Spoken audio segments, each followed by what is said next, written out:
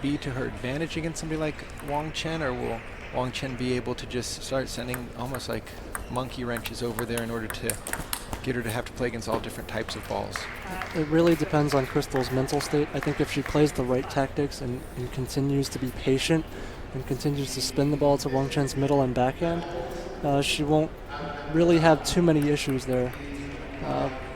But if she can't do that and she tries to play fast the entire match, it's not going to work out.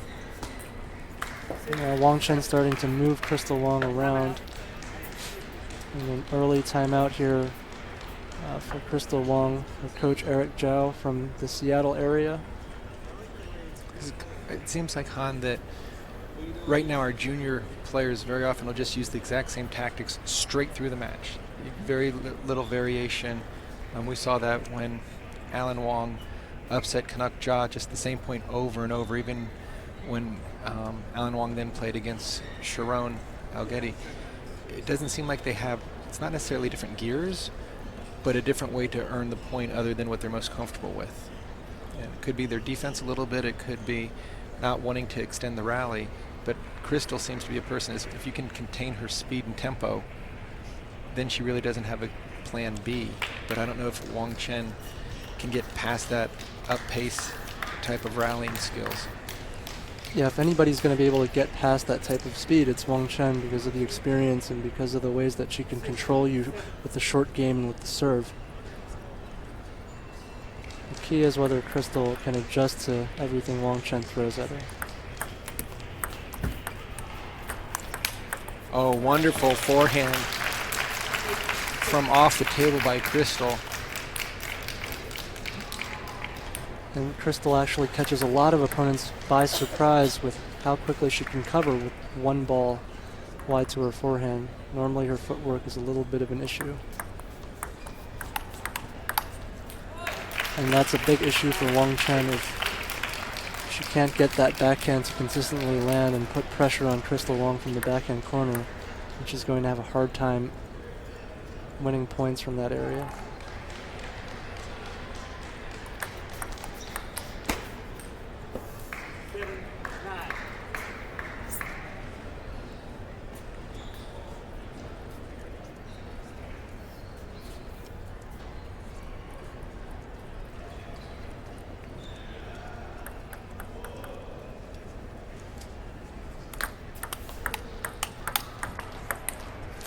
And Han, I think that just answered my question. When Wang Chen does a little bit of a head fake and plays that forehand wide out, Crystal's able to stay behind the ball and keep on top of it. Just being able to keep those heavy top spins going.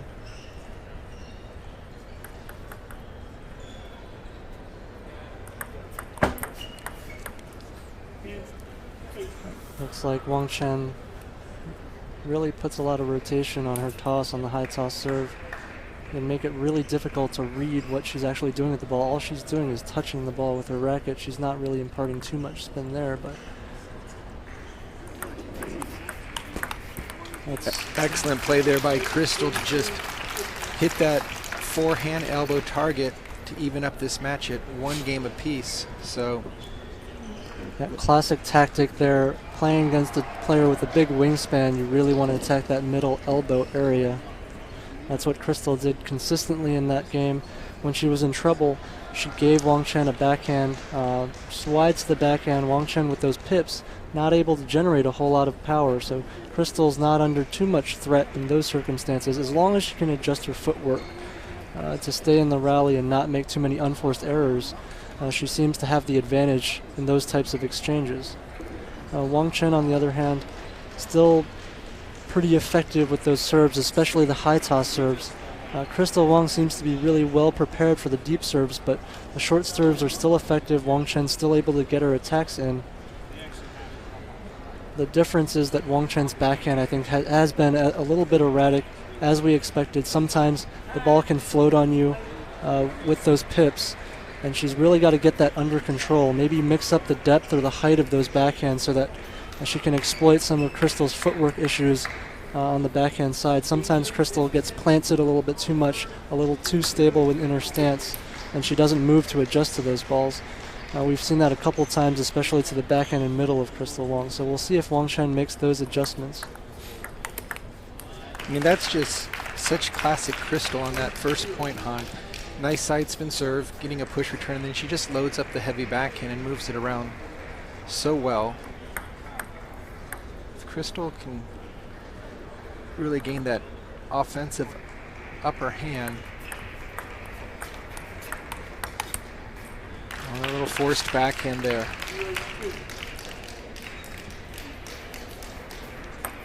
The more Crystal realizes that Wang Chen doesn't really pose too much of a threat from the backhand corner, the more difficult it's going to be for Wang Chen to try to win some of these points. I see, Han, and a lot of the players that are mounting comebacks, especially for the Rio, when the older players are fighting to get their offense in, it's almost like they know they can't keep up with the younger kids, but then when their offense does land, sustaining that attack. It seems in the old days, one attack was often enough. Now you've got to be able to back that up with 2 or 3 really strong shots. So yeah, with the changes in with the glue ban, with the change in the ball, all the equipment changes, and especially this particular ball, it seems like we're seeing longer rallies because of less spin on the ball. It's very difficult to put a lot of heavy spin on that first attack, and as a result, we're seeing that players can get that first attack back on the table and you're having to play longer rallies. And a lot of the older players aren't really used to that. They're used to playing the third ball, as you said, Sean, and maybe 1 or 2 transition into one attack, and that's usually enough because of the heavy spin and the good quality on the ball. But nowadays, as we saw... Yeah, it almost seems a little similar to tennis, where if you're going to play against the big guys, you have to have about 5 or 6 strong shots to get into the rally. In the old days, it was a serve and maybe 1 big forehand, a Lendl or Becker, somebody. But now, yeah. Well, look at that play by Crystal. Awesome top. I mean, she's just come out of the gates here in game 3. Similar to game 1. And you can just see the extra time that Wang Chen is taking. She's trying to slow the game down, but... And I know this was the strategy for Crystal's camp before this match, was to play very patient, find Wang Chen's middle, play with spin, don't play with too much pace and power. And Crystal Wang this game is starting to implement that tactic more effectively. But Wang Chen's serve is always a threat and always very difficult to get by.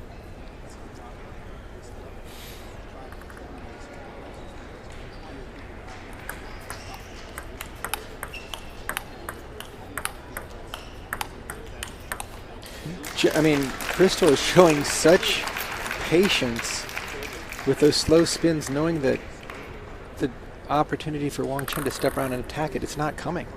She's just really forced to keep that ball low with her blocks, and Crystal's taking her time.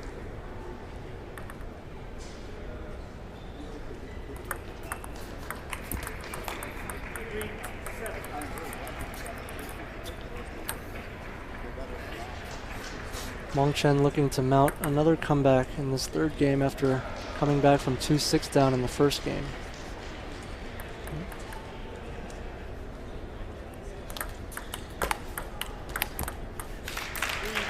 Another great backhand into the middle from Crystal Wang, exploiting Wang Chen's short pips once again.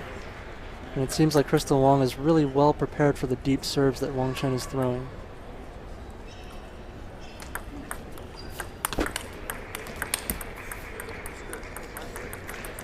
That's more of the Wang Chen I'm used to seeing, where she gets a forehand in, moves the ball around, and then keeps her own sustained attack. But Crystal's ball is so fast off the bounce. That time she left the table a little bit, but this is a very, very big point for the Crystal Wang camp.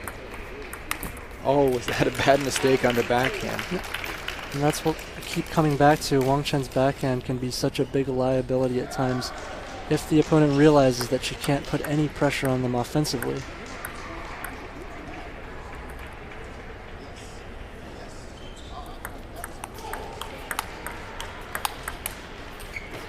There's a better backhand from Wang Chen, putting a little bit more pressure on the ball. She's going to have to take more risks from the backhand side as this match goes on. At the same time, that can lead to more mistakes.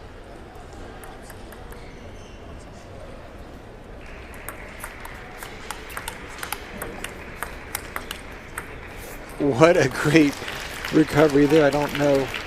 Almost sounded like the ball hit a hand on in there. But Crystal staying with the extended rally and just playing the ball to the open court.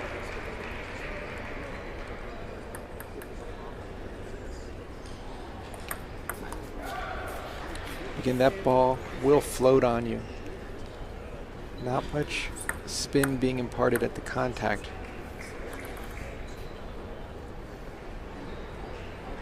It really looks like she's just barely touching the ball when she serves. It's a little bit of wrist flick. It's very difficult to read. Interesting backhand there. That time she came across the ball with the pips. It's kind of bumped it. I've been doing that a couple times through this match now, trying to change the rhythm a little bit.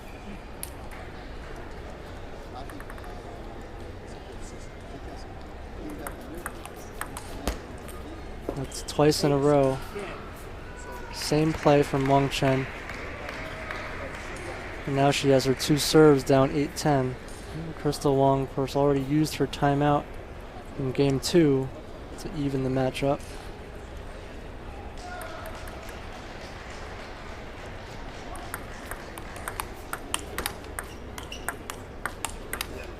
Beautiful transition there by Crystal with that nice slow spinny loop and then able just to go with the forward driving. Here you see that Crystal Wang really exploiting Wang Chen's middle over and over again. Perfect tactical play from Crystal Wang to finish out the third game 11-8. Now she's up 2-1. I think Crystal Wang playing the right tactics right now. She just needs to continue to do that. A couple of things that Wang Chen is starting to do is she's starting to change the rhythm and the timing on the serve return, try to confuse Crystal a little bit. Because Crystal Wang tends to be very planted when she's expecting to be able to play a backhand, doesn't really adjust her feet well. So if you can change the ball up on her a little bit, sometimes it gives her trouble. And the other thing Wang Chen's starting to do at the end of this third game is she's trying to play wider angles, trying to place the ball. What she has to worry about is sometimes Crystal Wang has a very uncanny ability to retrieve one ball when you move her out wide to the forehand or out wide to the backhand. Doesn't look like she's in position, but the ball comes back and you're not ready for it. So Wang Chen needs to be wary of that one retrieve when she moves Crystal out wide if she wants to have success. It's really surprising how Crystal can cover that wide forehand. You see her up at the table ready to take balls off the bounce, but I think he found an opening and almost the ball has passed her and she still is able to reach out and return it. I just wonder, Han, if Wang Chen's going to say, I need to start attacking a lot more and see if Crystal can defend my first attack. Wang Chen definitely trying to put more pressure on Crystal Wang with the backhand side. As I mentioned before, a lot of this match is going to come down to whether Wang Chen can do that, because her backhand will float with those pips. It's not the same as when you're using inverted and you can put topspin on the ball. Right, that's just so difficult for Wang Chen to stay on top of the ball when Crystal starts moving it side to side with so much topspin. It's not likely that Wang Chen's going to just take one ball and try to finish it, but it's going to try to work the angles.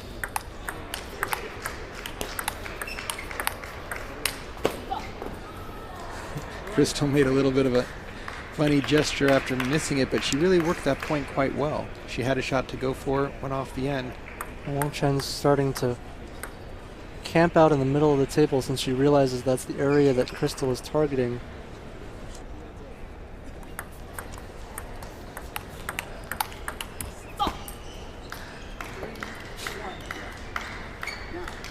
Wang Chen definitely playing a little bit more aggressively with the backhand at the beginning of this game.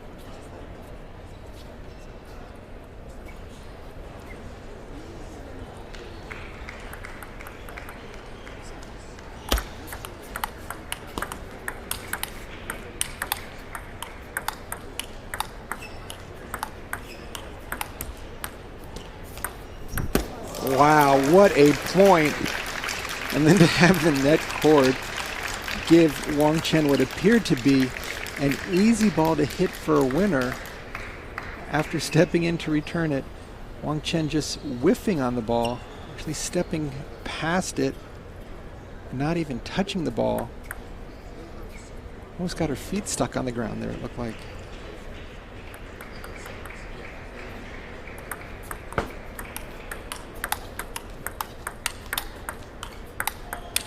Wow, that is just tremendous.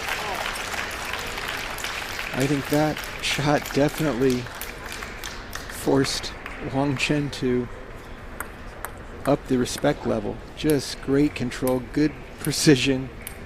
Took her time, and at the last second. That's Crystal Wang's signature shot there. She hasn't used it much so far this match. Been mostly spinning to the middle, but she's going to have to use it. Wang Chen starting to camp the middle of the table. When the opponent does that, you have to find their elbow again. You can't just keep hitting the same area of the table since the opponent's adjusted their position. Crystal Wang's finding that Wang Chen is now waiting in that middle of the table area. Maybe needs to move her out wide a little bit first.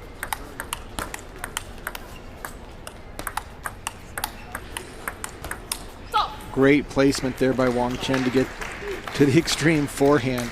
But Han, again, I'm so impressed by Crystal. Maybe it's just how she plays against Pip's players, but able to take the ball and spin it up, really negating the quick off the bounce flat hit. As you said, Wang Chen's backhand can get floaty every now and then, not stay down. Just like on that last one, just lifted the first one, Crystal's able to return it. And then if you're away from the ball, it's so easy not to get a clean follow through. At the same time, Wang Chen's done a beautiful job so far this game of adjusting to how Crystal's playing. She's really getting used to the rhythm that Crystal's playing at. So right now it can be a little bit frustrating for Crystal Wang. I think she needs to change the rhythm a little bit. Sometimes go quicker, sometimes go slower, maybe sometimes even spin the ball a little bit higher to make sure that Wang Chen doesn't get the ball that she's expecting on the backhand. And I would expect Crystal to start possibly even serving a little bit deeper to stay away from those half long and drop shots off the serve. Sometimes the deep serves can give Pips players a lot of troubles as well. If you serve deep into the Pips, they can't lift the ball very effectively.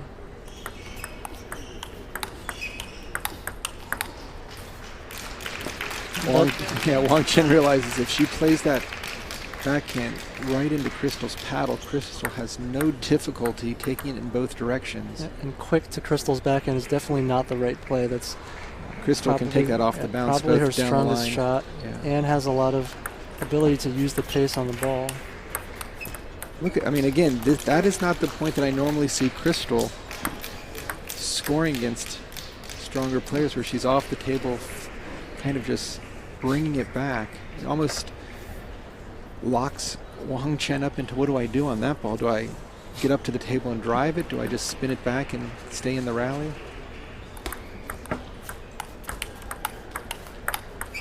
Here come the heavy spins, and then the tempo. Wang Chen with a great retrieval there. But with Crystal's retrieve, the thing is that she's so high up and she's so unnatural at retrieving the ball that sometimes you're not sure about the rhythm of the ball. Wang Chen playing so strong in the middle. Yeah, she's starting to expect the ball to be played there.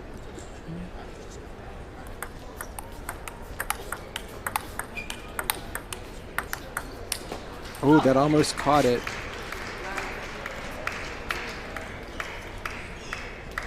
Again, Wang Chen really moving the ball well, both out wide to the backhand and then following up wide to the forehand. Crystal's able to touch it, but really not get much of a stroke on that. 6 serving 9. Not the type of serve you want to do at the tail end of a game, and Crystal just looks a little bit mentally tired right now. And there's the heavy underspin serve. And we are tied up at 2 games apiece here in this women's singles quarterfinal. A great job by Wang Chen adjusting to Crystal's tactics this game. She obviously knew what was coming. A lot of heavy spins to the middle of the table towards her elbow, and she was definitely prepared for that. Of course, she's still got the big wingspan to cover the angles, but now that she's expecting the middle of the table, Crystal hasn't done anything to change the rhythm or change the spin on the ball. Maybe go harder once in a while into the middle. as long as she continues to play the patterns that Wang Chen expects, Wang Chen can continue to move her around. Of course, Wang Chen still with a fairly big advantage in the serve and receive game as long as Crystal isn't able to do anything aggressive off Wang Chen's serves.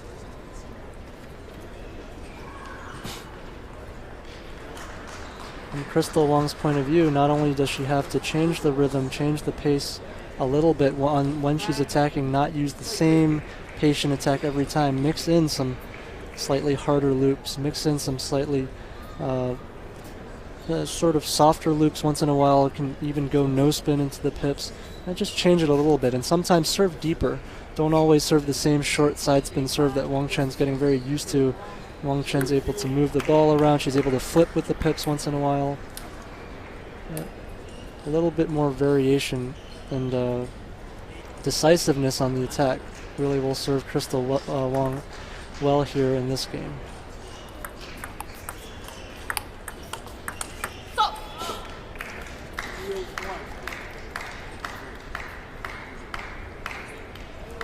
Wang Chen starting to open up the angle wide to Crystal Wang's forehand.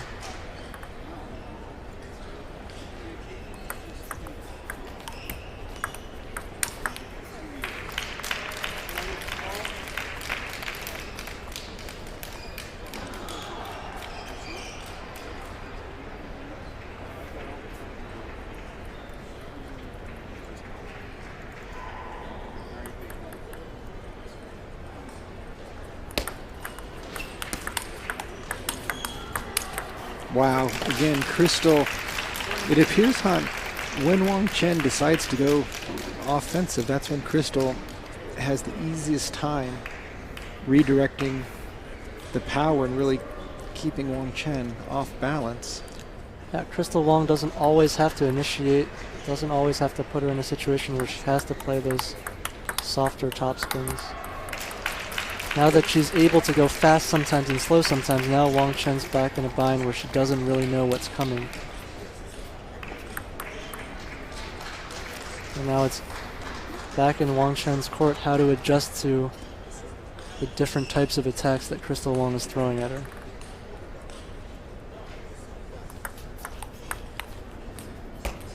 And it really appears that on all the loose points, that's when Wang Chen is making her biggest gains.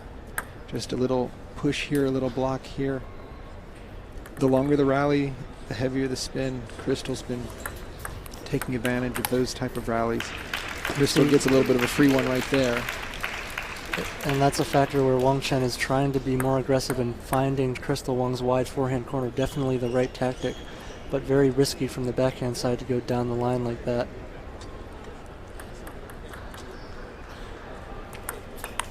Oh, what a wonderful forehand flipping winner. Nice tight short serve, and Crystal stepped in and just sent that ball straight to the barrier for a winner. Sometimes that's the perfect tactic against a strong server, is to take some chances. And here comes the heavy spin by Crystal, and that ball catches the back edge. And once again, Crystal creating some space between her and Wang Chen early in the game. How crucial does game one look now, where Crystal had a 6-2 lead? Yeah, I mean, lost it. Yeah. Sure, Wang Chen going back to the corner after game one felt quite fortunate to be getting a free game there, but Crystal again in the backhand-to-backhand exchanges having.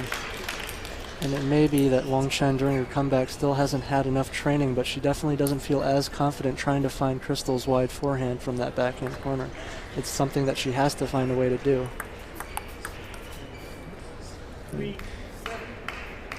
She can neutralize Crystal so that Crystal can't get that first slightly heavier spin and create control over the timing. Wang Chen knows this is a must game.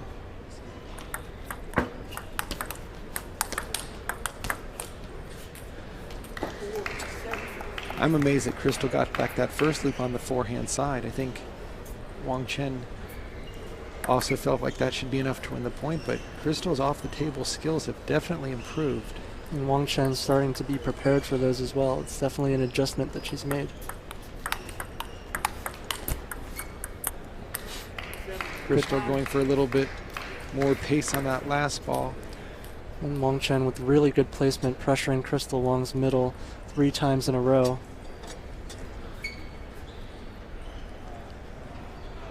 Playing against Wang Chen, you really have to pick an extreme. You can't loop sort of medium over and over again. You need to go either soft and spinny, or you need to go hard and surprise her with placement.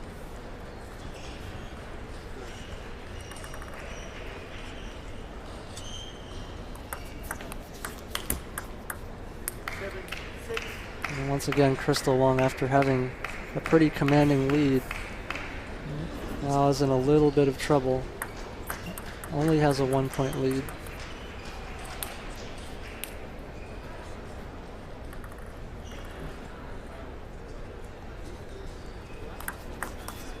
That's a great nice serve. Wow, right into the body. And those deep serves, I think Crystal Wang needs to use more of them to prevent Wang Chen from being able to come over the table and use the pips to change the rhythm.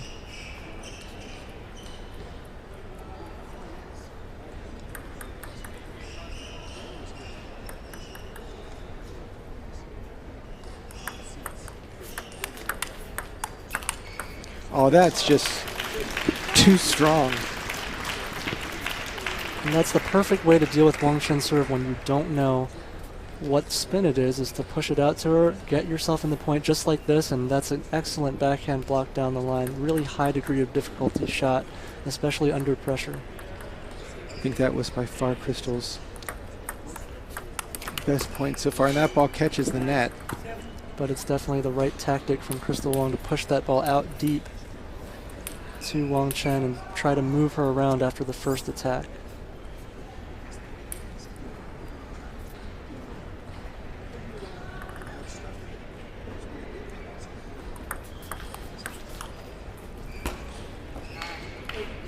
Another loose forehand from Crystal Wang.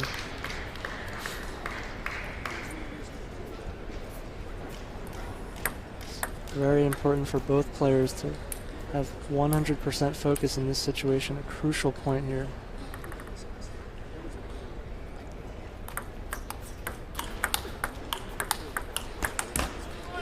Crystal again with very strong, heavy topspin, controlling the tempo, just really getting that forehand loop in. Obviously going to play to the center, but able to transition to her own forehand backhand. That last ball just touching the net before going long.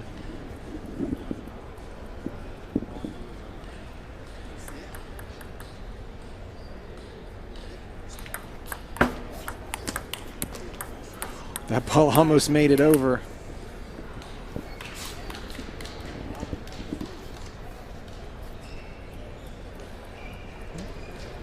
Changing the location on this push would definitely help a lot.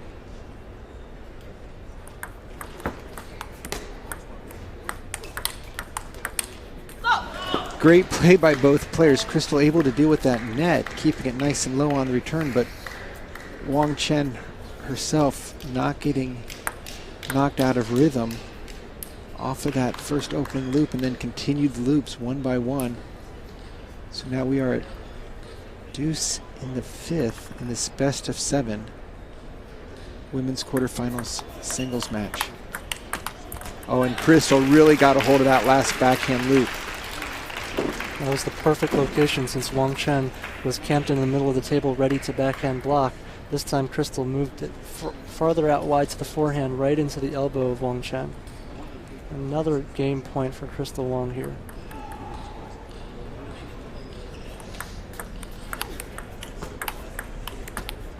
Both players got a net, but Crystal's turned out to be the one on the winning side. So now Crystal with a huge advantage, 1 game away, able to get that ball right into Wang Chen's middle.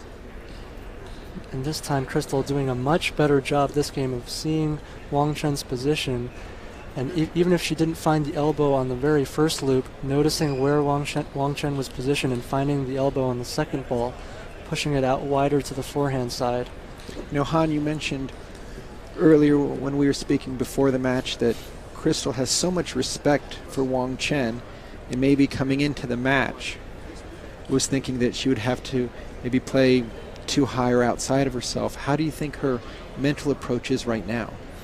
She definitely has the highest amount of respect for Wang Chen, but the thing with Crystal is once she starts to play the opponent and once she gets a feel for the match, if she can get into the match, all those fears start to go away and she really starts to play more within herself, especially if she feels that there's not too much pressure coming from the opponent offensively. Yes, it almost seems like once she can get into her natural rhythm and timing where everything's just quick off the bounce, she's more focused on the ball than obviously the opponent. But I've just been amazed with Crystal's ability to have that higher, slower spin, knowing that Wang Chen is going to be moving the ball around, making her play side to side, both even in and out. And she was really well prepared for this match, I think, which is why she's really in this match and has a chance to win it. I know that her camp went really in depth into all the tactics for this particular match. Talked about, in particular, Wang Chen's serve, how to deal with that, as well as what to do once she got a hold of the attack. And so far, Crystal Wang has played those tactics pretty well.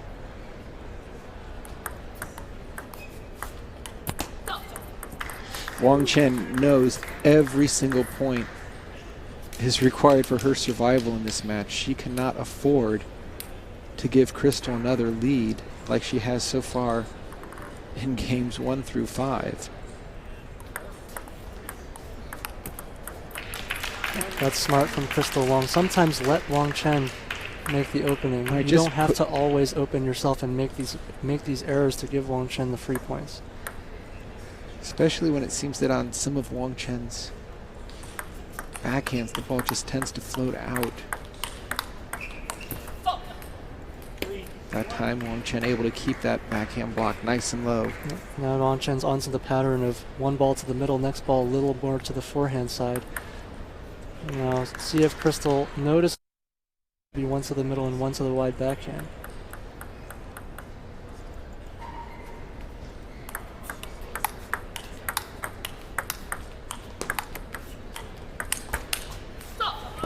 It's almost like it, Han, when Crystal gets into this slow spinning, she's just waiting for Wang Chen to play one of the balls with the inverted so that she can really drive that ball.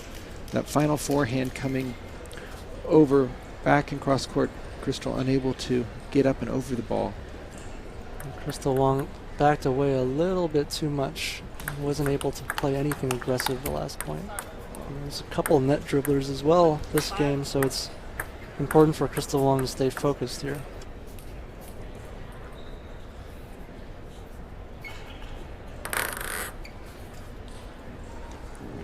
You almost always feel like when you're playing somebody with pips, they're going to have a lot more net balls. That's a nice third ball step around by Crystal.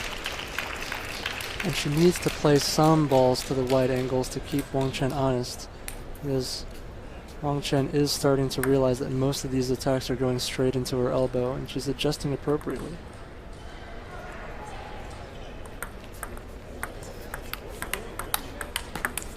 That was a nice positional loop there by Crystal. You could see Wang Chen, as she went to play that last forehand block, got so jammed. Exactly right. Once you've played one ball out to the wide angle to keep your opponent honest, now they have to respect that. Now you can go back into the middle and it's effective again.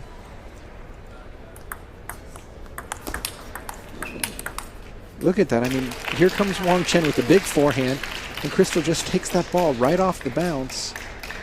It's got to just be frustrating for Wang Chen to think that was my bread and butter when I used to play, is setting up my forehand with the backhand. Now when she sets up the forehand, that's when Crystal really unleashes her own counterattack.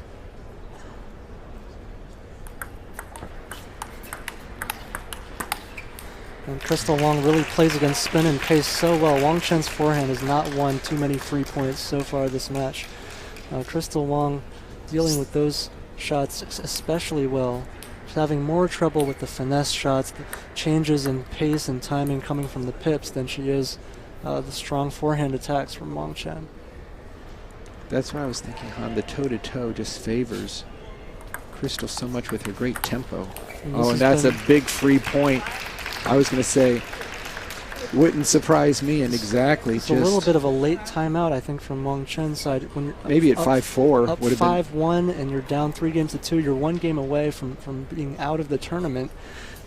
This is a critical game, and you saw that Crystal's coach, Eric Zhao, he called his timeout in the second game, which is very early, but I think he felt that if Crystal lost another lead and went down 2-0, it would be huge. So it's a little bit surprising to see Wang Chen choose to use her timeout after she's already trailing in the game. Right. Well, she's not going to get to keep it if she goes down 7-5. So I mean, I think at this point she's trying to stop an open wound. I mean, Crystal just worked her way right back into this game and to get the lead. Again, showing an amazing amount of maturity and patience, Hannah. I've got to think that the back-to-back bronze medals that the U.S. junior girls did at the World Championships has got to make Crystal feel like when I'm playing domestically, it should be easier. I'm, of course, playing in a former world champion Olympic singles and teams quarterfinalist with Wang Chen. No easy feat, but so far Crystal's been up for the challenge. Crystal Wang's focus has been good so far.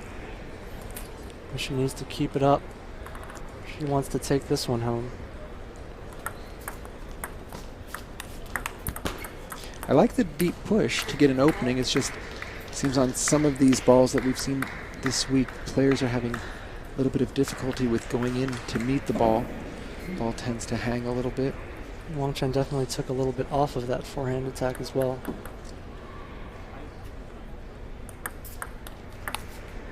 That's a very heavy backhand opening from Crystal Wang off a little bit of a half-long serve from Wang Chen.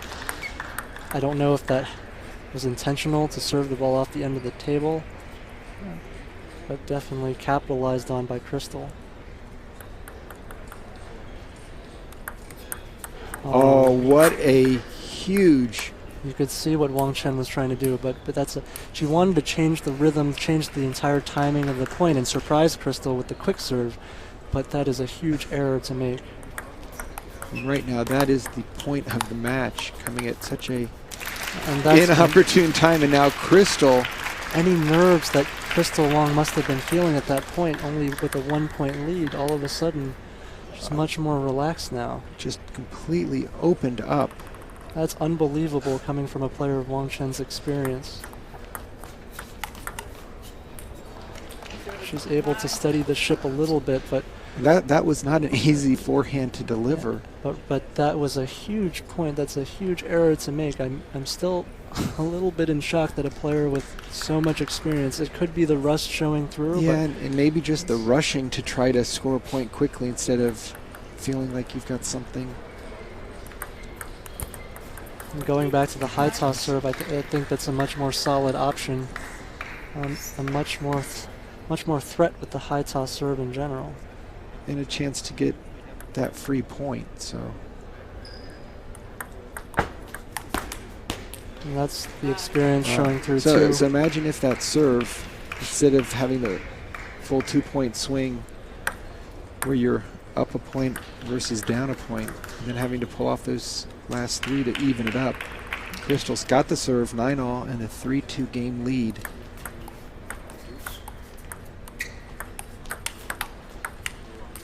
Wow. Wang Chen escaped a very high push there that Crystal had on her racket. Had a chance to go for the big backhand loop. A little bit of nerves here coming from Crystal Wang. Just thought a little too much about that one backhand.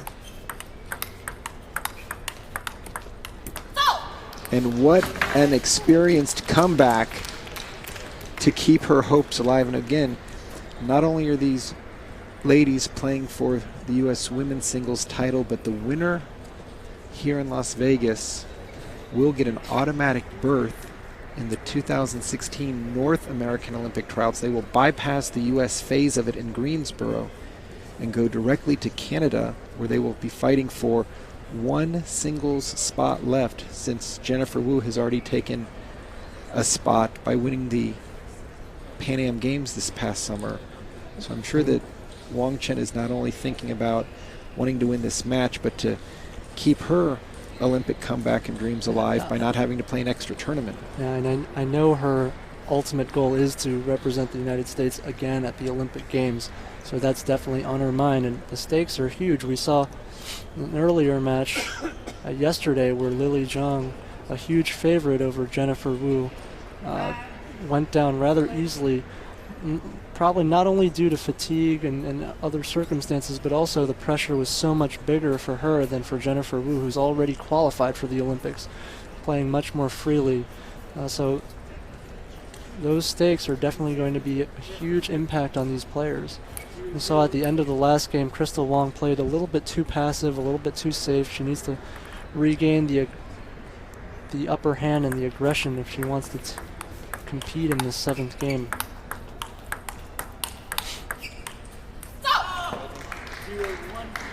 I think, Han, this is where we'll really see if Crystal's able to. You see a little bit of frustration after that first point. If she's going to be able to just get back to having that slight upper hand. And how important was that first game? Just easily explained by inexperience and youth, that lack of experience. And the comeback in game number 6 didn't surprise me. I know that Wang Chen is going to mount a very strong, error-free last 5 points of the game.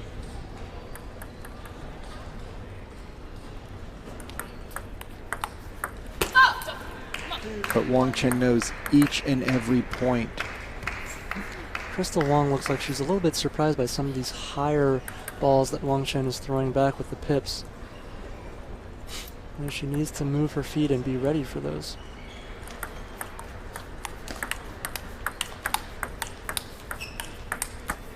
Beautiful off the bounce forehand reloop there by Wang Chen after withstanding 5 really strong spinny topspin balls by Crystal. But Crystal Wang played a little bit too vanilla, too straight on those topspins. Again, as I said before, there we go. You need to either spin slow or really go hard. You can't loop those medium balls to and hope to gain any traction like that. It's got to be one end of the spectrum or the other. You got to pick and be decisive. These types of medium topspins just really don't give Wang Chen too much trouble. Wow, that was just so impressive there. I thought Wang Chen might have a chance by just returning one more ball, but Crystal Wang just jumped on that last forehand. And great change of placement to surprise Wang Chen, who was expecting more attacks just right into the elbow again. Crystal broke it out wide to the forehand, and now we're tied up 3 apiece. That's a tricky serve, just nothing on the ball at all. Maybe hidden a little bit behind the body, but it looked like the toss wasn't so straight up, but Wang Chen able to manage to keep it under control.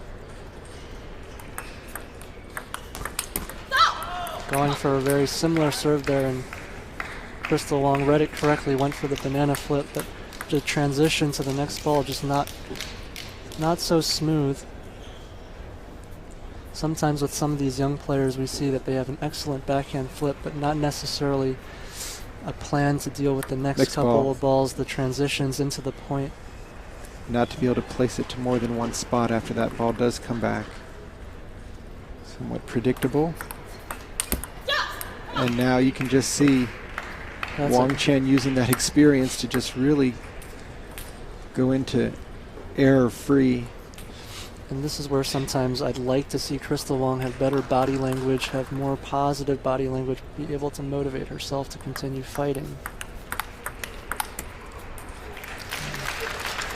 If she can hang around, then she still has a chance in the 7th game. She's only down 2 points, but Wang Chen's serves can be a big obstacle to overcome. This is where you really need to grit your teeth and bear down and climb that mountain to claw your way back. You see the frustration for Crystal Wang there. She's really had trouble with some of these slower moon balls that Wang Chen is throwing back at her backhand because of the lack of footwork. can see how much spin is on that serve. As it hit the net, it just ran across the top. This is where it takes so much focus to keep moving your feet for 7 games. Again, that's so difficult to read, not only the contact, but the toss of that serve. You really need to just carry that ball deep instead of trying to push it as normal. oh, brilliant backhand loop kill off the third ball attack.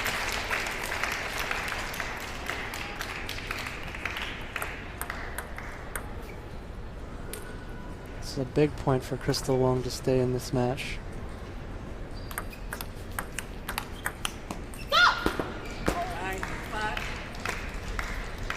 And Crystal knows that that was an opportunity for her. Had exactly what she wanted once again, and her backhand surprisingly let her down a little bit in this last couple of games.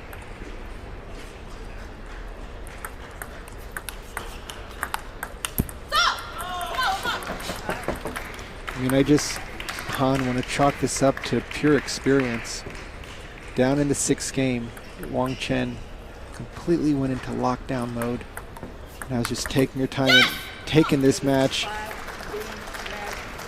Maybe Wang Chen can beat Crystal 7 out of 10, but this was one of those 3 that Crystal had an excellent opportunity if she could have just gotten into her natural game leading in that 6th game. I completely agree that the lack of experience, the first game up 6-2, the 6th game up 9-6, especially after a bit of a collapse by Wang Chen, even missing her own serve.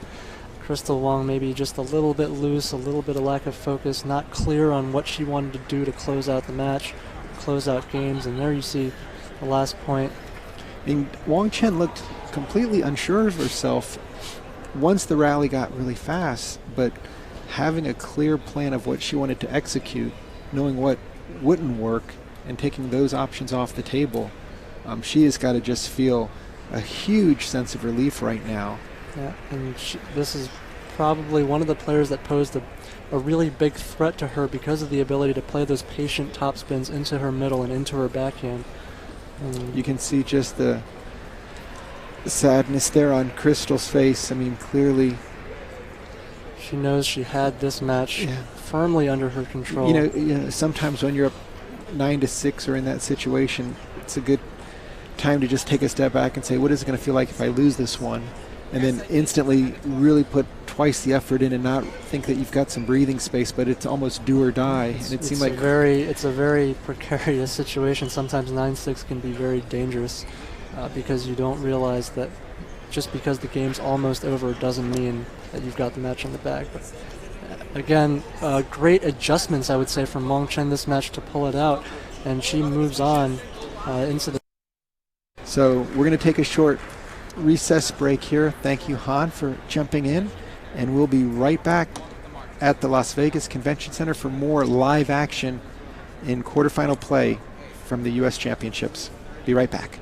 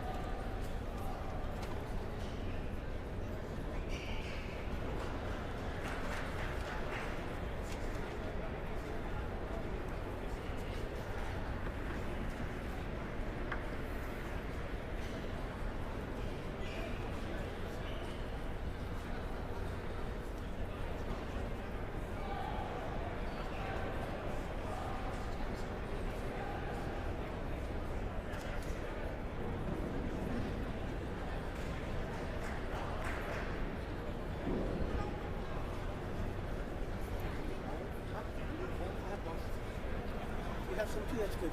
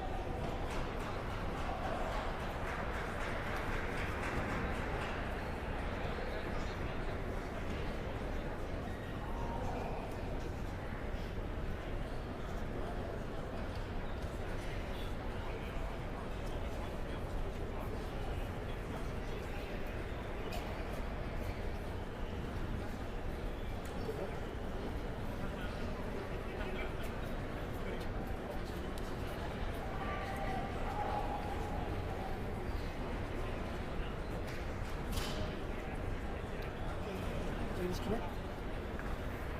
So I have using this guy, I have the blue side and the white side. You're preferring 2 cards?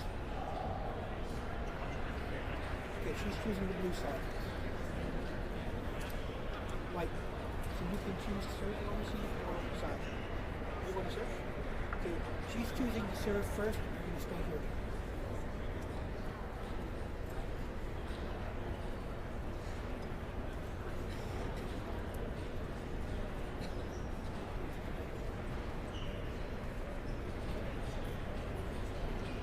Back to 2-minute warm-up.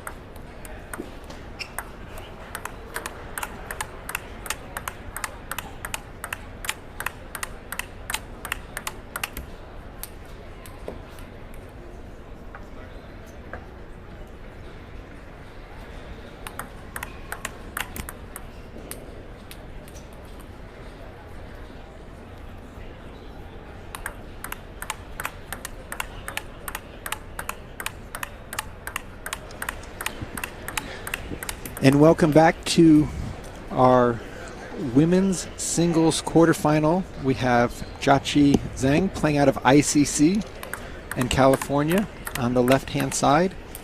And her opponent will be Amy Wang from New Jersey, who plays out of the Lilliep Table Tennis Center. My name is Sean O'Neill. Seated next to me is Corey Eider. Corey, thank you so much for giving our viewers a chance. You know these players quite well. Amy plays at your club. Yep. You are coaching her brother Alan, who's had a tremendous run and is still in the men's singles. What are your thoughts going into this match?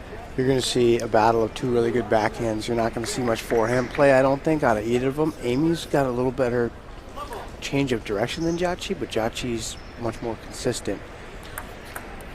That push is really heavy, and you're going to see a lot of that the whole match, Sean, where Amy just cuts the heck out of it right out long. Almost every time she's gonna do that. Hey, Corey, you know the personality and kind of the off-the-table Amy Wang. On the table, just really shows no emotion. She just goes about her business, takes her time, almost playing X's and O's, not really worried about the opponent on the other side of the net. Yeah, and it really works for her, Sean. It helps her stay nice and loose, and with her style, her backhand is really wristy, and she's kind of gangly, and I think she needs to stay kind of loose, and I think that helps her a little bit, but it also hurts her in some senses where when things start going downhill, she doesn't have the intensity to kind of stop that from happening. And my guess, Corey, even though Jiaqi on the near side has pips out on her forehand, as you said, since they're going into a lot of backhand-to-backhand exchanges, Jiaqi will be sticking with the inverted to do the reverse penholder backhand. So Amy will get a pretty clean ball to work with. She won't have to worry about that change in timing due to the pips. Kind of clean, but the reverse penhold backhand still a little bit different. It takes some getting used to because it has that left to right curve. Or if you're looking at the reverse penhold backhand, it's actually from your right to left. But if it gets into your middle, it keeps breaking into you. Right. So So it's stepping not around that yeah. ball, you're So it's gonna not get as clean as like a regular backhand. But and there's Amy's got some jitters. This is just not a good start at all. A serve and 3 receives and gets you down 7-2 real quick.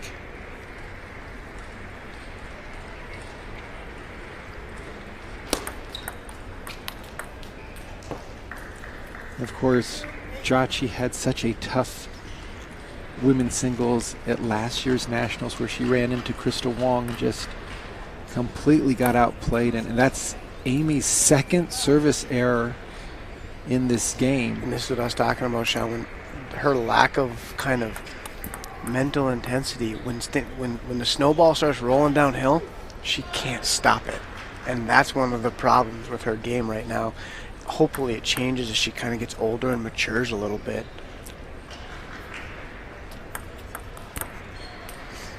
Yeah, this game is just an absolute mess. And I can see a little bit, I mean, she's kind of shaking her head, which is more expression than I've almost ever seen. But look at these backhands. I mean, those are just rocket ships, which Jiaqi was able to keep on the table. That's what people have trouble with playing Amy sometimes, Sean, is she can miss her own serve twice, miss 4 return serves, and then hit shots like that. So you don't know what's kind of going on. And Jiaqi did a really good job that game of just playing good professional right, and almost like just tennis. When Amy's digging the hole, just step back and let her keep digging because she's putting herself further and further into a deficit. And I mean, that's one of the signs of a real professional or a seasoned player, is knowing when to let the opponent continue to make some mistakes or to continue to almost fight themselves in staying in the game. Right. You don't have to score 11 winners to get a game. No, you're playing a person. Right. You know, and that's what we were talking off air when we were watching some of the matches Monday. And people sometimes don't realize you're playing a person. So you don't have to hit really good shots all the time. If the other guy's playing bad, or the other girl in this case is playing poorly, keep playing fast. Let them sit there and just dig and dig and dig and dig. Give them a shovel. Wow, excellent attack off of a shallow opening by Jiaqi. Amy's going to look to just, and again, a net serve. She's keeping the serve low, that's for sure. And Jiaqi just has no idea where that backhand's lining up. No, and well, for Jiaqi too, she got a game. She won the first game, but she didn't have to hit that many shots, so she's still not really into the match either. Right. And that was, I would say, a bit forced on the backhand. I think she was nervous about spinning it up and having Amy punch it again. Yeah. It's kind of, if you're going to play against U.S. junior girls table tennis and you open up a ball and it's a little bit high, they're just jumping on it. I mean, they have no hesitation, and their timing is so precise. Here you see a nice spin there, and then bang with the backhand by Amy Wang.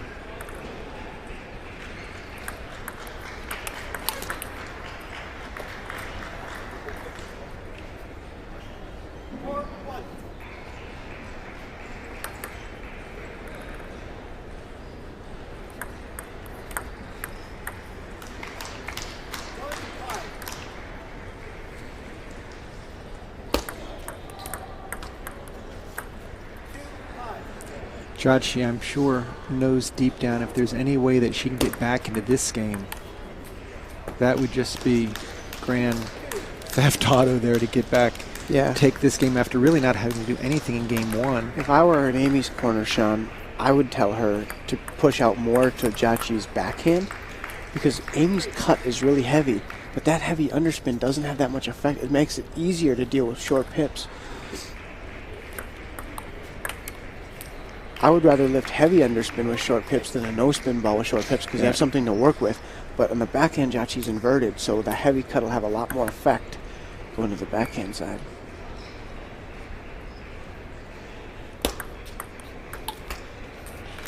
Yeah, that is a rocket. I mean, Amy is Her not push is taking, really, yeah, not, her push is really good. I mean, you just see the timing, the height, and then the ability to keep that ball nice and deep. Look at that cut. Her brother Alan and Amy play a pushing game where you can only push, and they play for money. That's the fastest way to add spin to your push, because if you can only... And it's fun to watch it because it's an absolute war. I'm sure the pushes get loaded after a while, where yeah. it's just like almost like a counter looping, but from an underspin perspective. Yeah.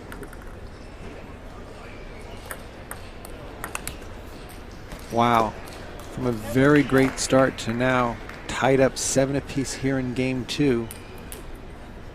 Jiaqi's got to feel very happy to be right back in this game. You see there, Sean, Jiaqi actually twiddled and used her pips against that on that heavy cut and just pushed it back to her. You see that on that last ball there, and she did that because she's having a heck of a time lifting that underspin of Amy Wang.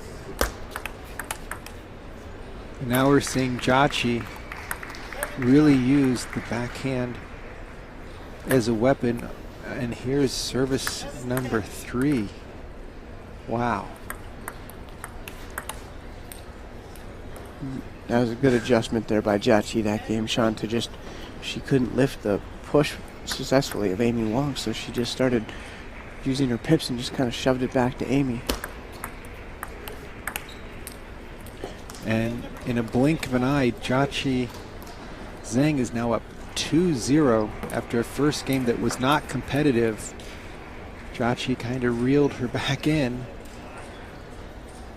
And I'm just wondering what's going through Amy's mind right now, if she's thinking stay calm and relaxed, or I might have just lost this match by giving away. Amy's got to put the push to different... Sorry about that. Amy needs to put the push when she's returning Jiaqi's serve to different locations. Not let Jiaqi know exactly where it's coming all the time. Cut down the unforced errors.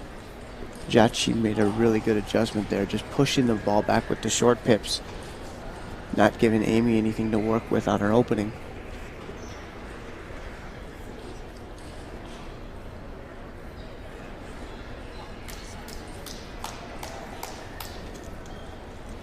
Amy being coached by her father, and Jiaqi being coached by Liang Hyanghui of the ICC. That is so pretty just to see Amy reach over the table and just... Serve wasn't even high. That's really, Corey, from the old timers to today's game, the ability for players to put so much more She's still offense having right trouble off the there serve. off that heavy cut. She's going to have to go back and just kind of push that ball with the short pips.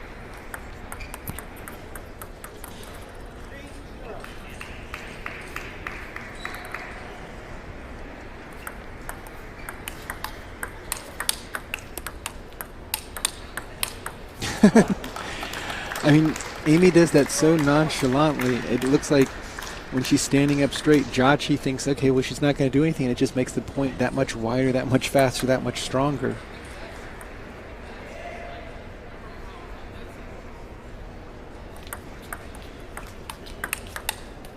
And Corey, we saw in the previous match with Crystal Wang when she was playing Wang Chen, anytime Wang Chen tried to make a strong opening, that gave Crystal the goods in order to take it off the bounce. And Amy's doing a lot of the same thing.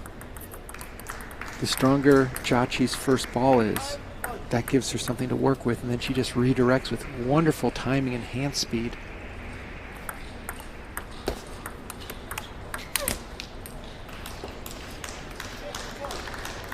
And as with Crystal, being a member of the junior team that just came back from the World Championships, winning the bronze medal, that's got to just do wonders for your confidence when you're playing domestically after beating some of the best teams in the world.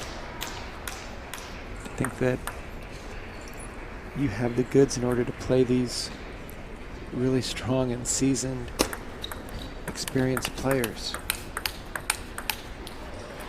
You're right. It did give her some confidence, Sean, but she didn't practice when she got back from France. She was really tired. And it's a long mental grind. You know, when you go that far in a tournament of that magnitude, it takes a toll on you. Almost like you need to take a nice break afterwards. Yeah. With the nationals being so close. Yeah, and so that's why she had trouble in the juniors. She wasn't able to practice much when she got back. She needed kind of a break.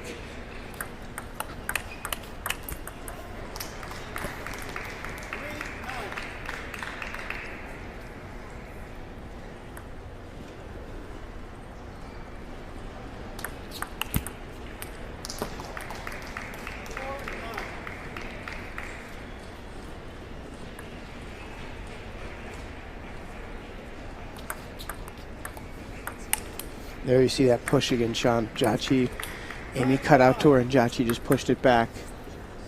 That's probably the smartest play. It seems like, from my perspective, the scariest anytime you push out, giving the person a chance to make that first attack, but all these youngsters are so good at counterattacking off the bounce. Yep. It's almost like it feeds them the fuel in order to get something going, but right now, timeout has been called. Yeah, it's a really good timeout.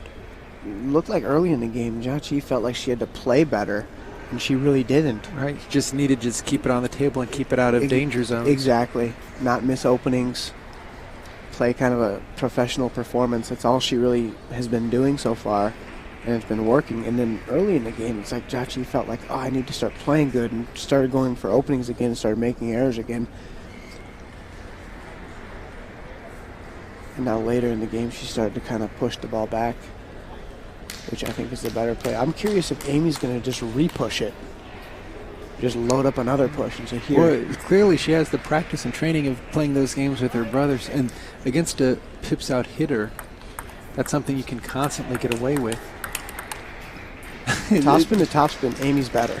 Yeah, and I think Jiaqi realizes that, because the way she's losing these points, it's not even close. I mean, she's just happy to put her paddle on it, where Amy's just almost shooting fish in a barrel here. I mean, look at that deep push, and then I just push the ball back. Yeah. I mean, Jiaqi's not going to kill it unless it's a high ball, and it doesn't appear that Amy's push is going to float on her. I don't know why she's not just pushing that. I would just tell her to push it again.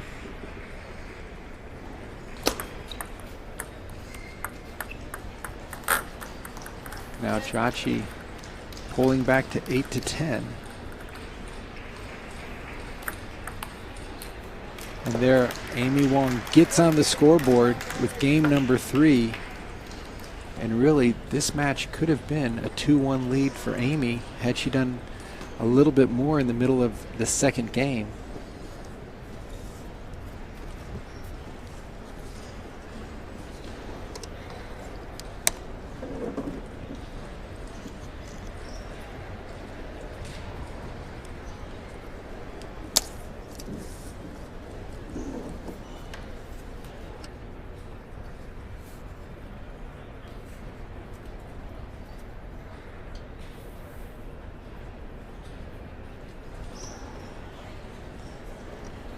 I don't know if this is a change Amy's going to make, but if I were in Amy's corner and Jiaqi pushes the ball back, I would just have her re-push it and then play off of Jiaqi's opening, because that's where Amy's the strongest, is playing off other people's openings. Because when Jiaqi pushes it with the short people, it's kind of a dead ball. It's kind of a gooey, smack that thing.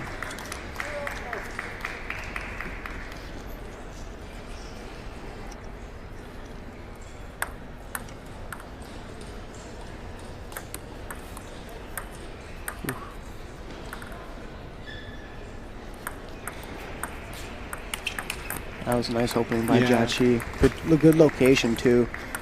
Got it Trying to nice. stay away from the backhand of Yeah, Amy. nice and deep into the forehand.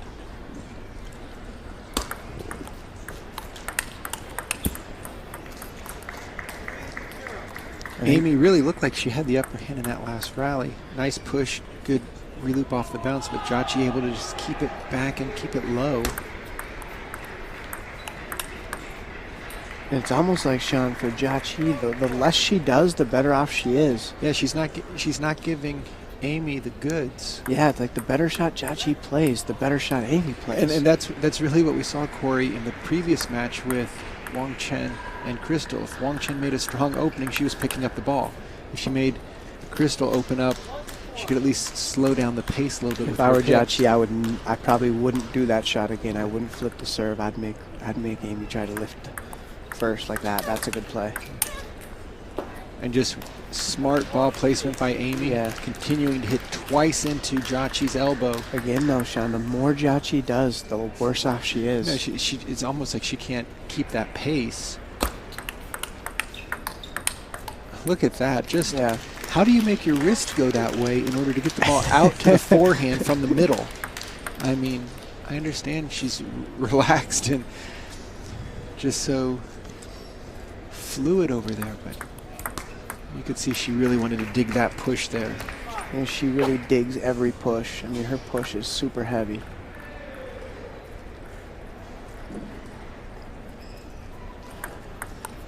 Oh, that's a really good flip by Jiaqi.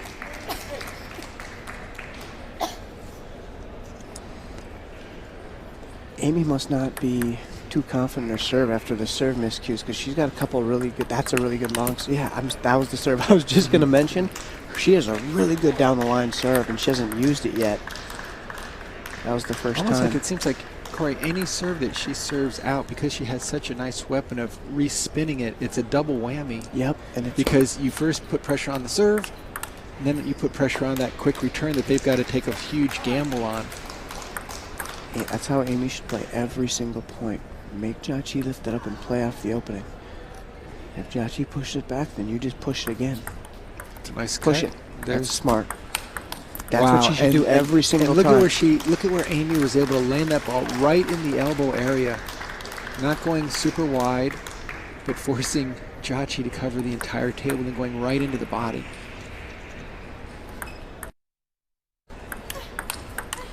Look at that. Now Jiaqi's reaching for the ball. If neither player moves their feet, I promise you Amy will have the upper hand. There's no question about that. Her wingspan and her ability to loop off the bounce. It's almost like her wrists are just rubber. Just push the ball.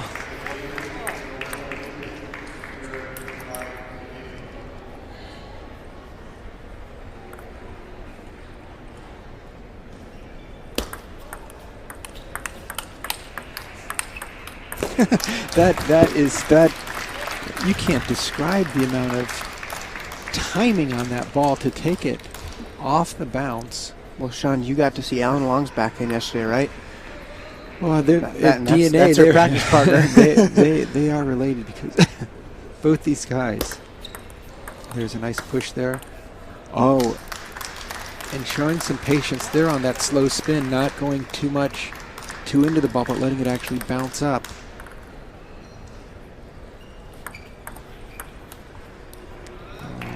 These are some just absolutely huge points right here, and Amy, she just wants to put the ball into play. Just to kind of do some up pace. There's that backhand again. And the backhand to backhand exchange, Corey, you said it early. That is going to favor this junior Amy Wang. Jiaqi really has no answer. Oh, she got exactly what she wanted. She set that ball up.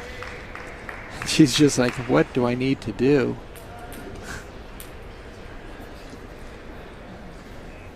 One more game point.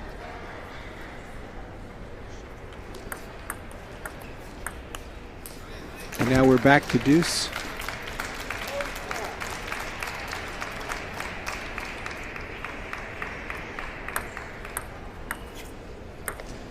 wonder if Jiaqi's starting to realize that she just needs to keep pushing the ball and see if Amy has enough patience to keep pushing.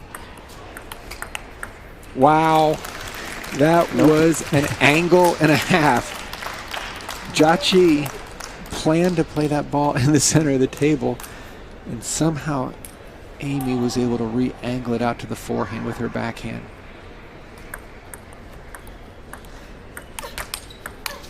There's that second push. Dealt with the opening and able to get Jiaqi to overhit, but clearly sounds like those vibes you're sending her way, Corey, are making it in, because she's going for the double push now, which she hadn't done. She was always jumping on the first loop, giving Jiaqi something to work with, and now forcing Jiaqi to make the opening. I wonder if Jiaqi's going to make the readjustment and if we're going to see some push exchanges. If they're both playing correct tactics, that's what we'll see.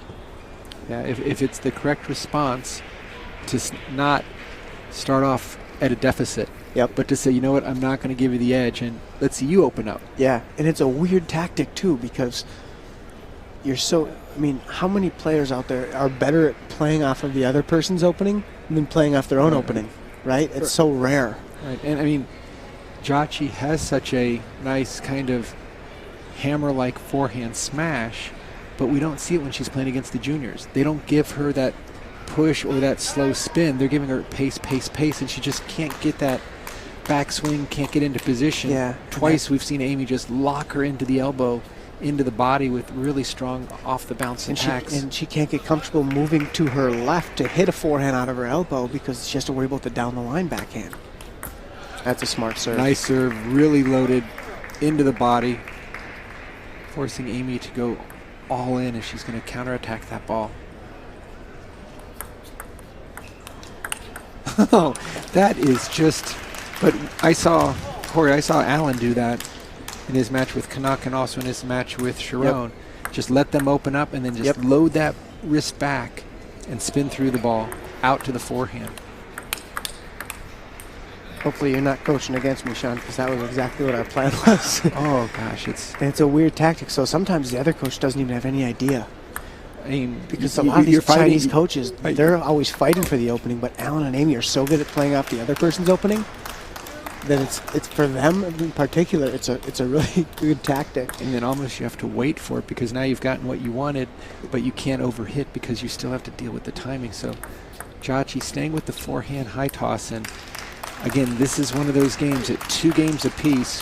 Whoever can kind of draw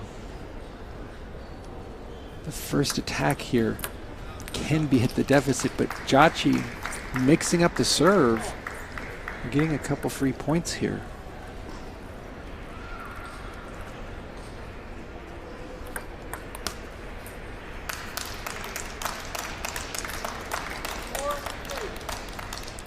And Jiaqi just doesn't feel comfortable, like she just hasn't gotten into her rhythm at all, because anytime she plays a safe spin on the table, Amy's just hammering that thing.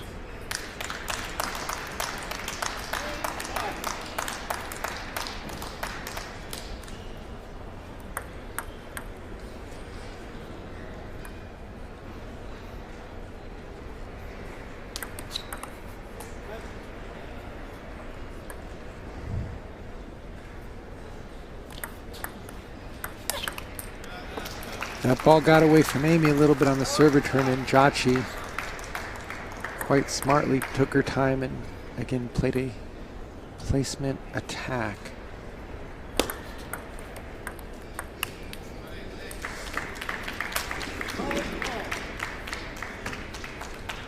Amy is showing a little bit of impatience after the point's over. Yeah, she's playing her age, that's for sure.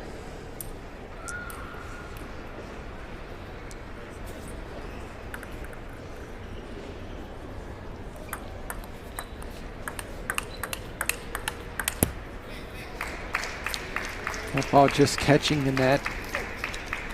We've seen so many momentum shifts back and forth where one player will get the upper hand and the other player won't know what to do, and then all of a sudden a mistiming, whether it's early or even late, and then it just shifts to the other side of the table.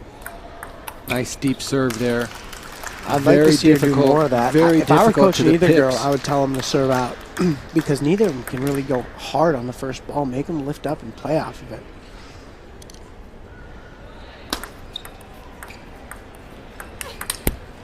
Nice backhand opening there by Jiaqi. I think, Corey, the key for Jiaqi is going to be is when she opens, as long as she can keep it in the last 3 to 4 inches of the table, she'll be able to play another ball. If it's short, she's just going to pick it up because Amy's going to be all over it. There's the Jiaqi forehand smash. First forehand smash we've seen of the entire match. Yep.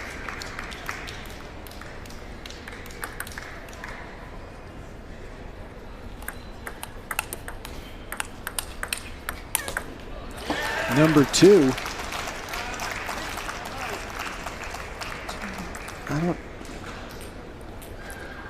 This isn't normally how Amy plays. I don't understand. She really likes to take her forehand opening down the line, but for some reason she's taking all her forehand openings cross court. And it's a weird opening down the line, I think. And Jiaqi hasn't played Amy before, so I don't think she'd really be used to it.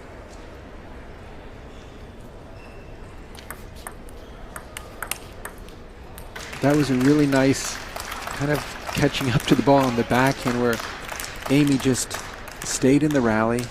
Jiaqi playing with speed, but Amy able to hang for that last shot. I bet Jiaqi's going to go deep serve into the elbow right here, Sean.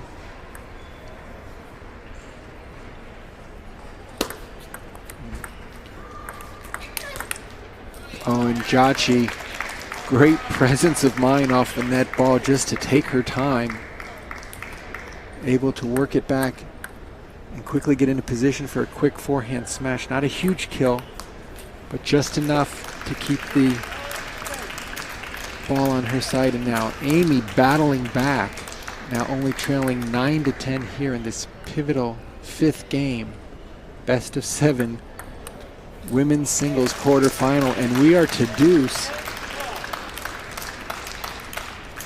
Both players fighting for any advantage they can get, whether it's with placement or speed. And there's that deep ball. And she got the ball she wanted. And Amy was able to keep it in play. I mean, she loaded that right dead into the middle of the table. And now game point for Amy Wang serving.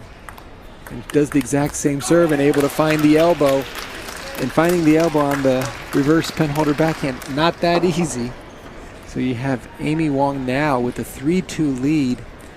And I can promise you, Corey, that Jiaqi will start thinking a little bit about last year. Coming in as the top seed, getting beat by Crystal, and now another young junior has her on the ropes with a 3-2 lead here in the quarterfinals.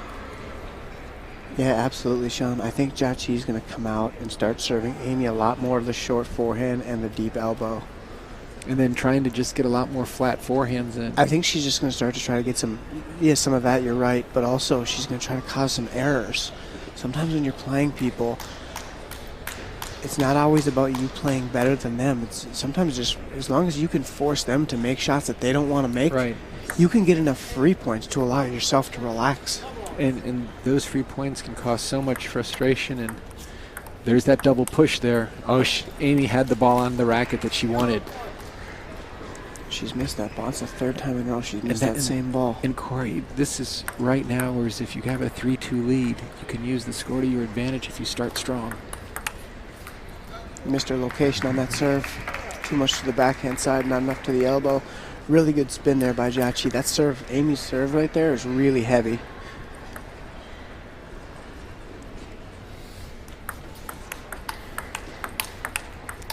Oh, great placement in court sense by Amy Wang on the last point. Just really moving the ball around, getting Jiaqi to get jammed and then to move her out wide.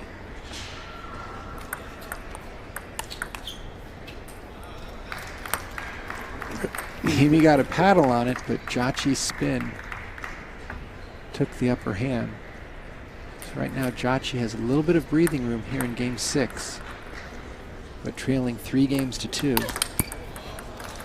I mean, that's a challenging serve right there to go deep into the middle. Yeah. Jiaqi taking her time, really wanting to slow things down.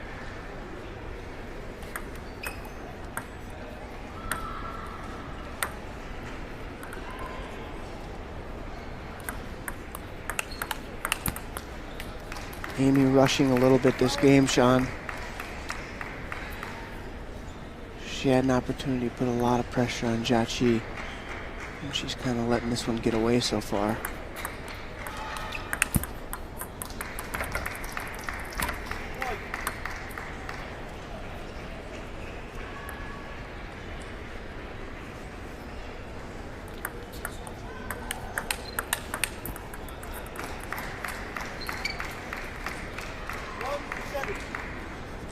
You can see so far, Jiaqi has served every single one of her own serves to Amy's short forehand.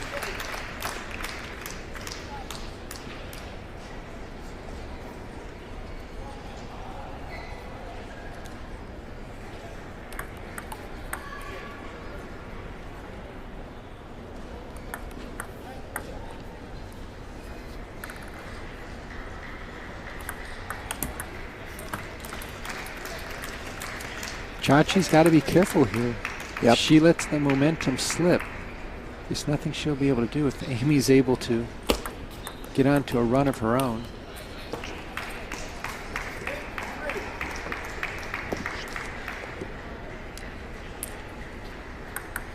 Amy keeps falling into that trap that Jiaqi's setting for her, giving her the deep push.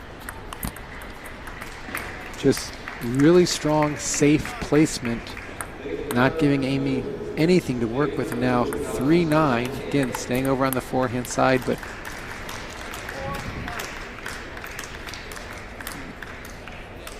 I mean, watching Amy play, it's almost the anti-Algetti, where on the junior boys side, every single point you're hearing yo, yo, yo. Now Amy's so quiet. See if she's able to get any momentum. And there's Jiaqi's forehand. But Corey, I've got to think that forehand smash has been really neutralized by the amount of spin that Amy puts on her push. Jiaqi can normally smash really strong balls that pop a little bit. So we are now tied up 3-3 with Amy Wang and Jiaqi Zheng in this women's singles quarterfinal. This last game, Sean, is really going to be a question of tactics. Who's going to play it correctly? The correct way for both of them is to give away the opening. As weird as that sounds to people watching at home, and people who coach and stuff, most of table tennis is about fighting for the opening. But in this match in particular, both of them should just give away the opening unless they can open really strong. Almost like when you're playing a defensive player at chopper, making them attack first. Just keep pushing it over, keep pushing it over. Once you get that first attack, play off of that to where you can stop them from being off the table, but having to defend while they're in an uncomfortable position. And sometimes it's when there's a lot of pressure in a match like this and everyone here is watching, it's hard to think outside the box. Each point absolutely critical, and Amy jumps on the board with that nice backhand opening.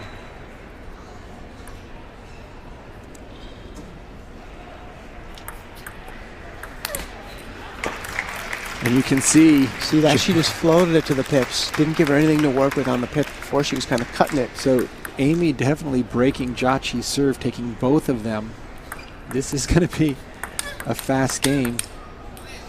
And Jiaqi no player has won a point on their serve yet.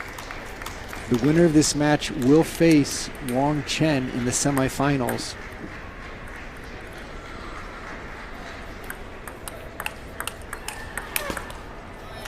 Jiaqi able to get a clean forehand in. Really good point there by Jiaqi. She made 4 really high-level shots.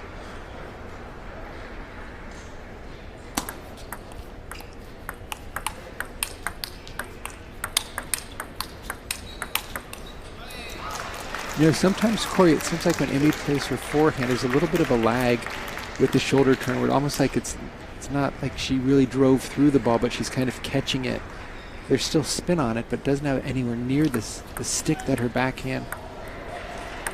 Okay, so a little warning just to get the left hand out after the toss.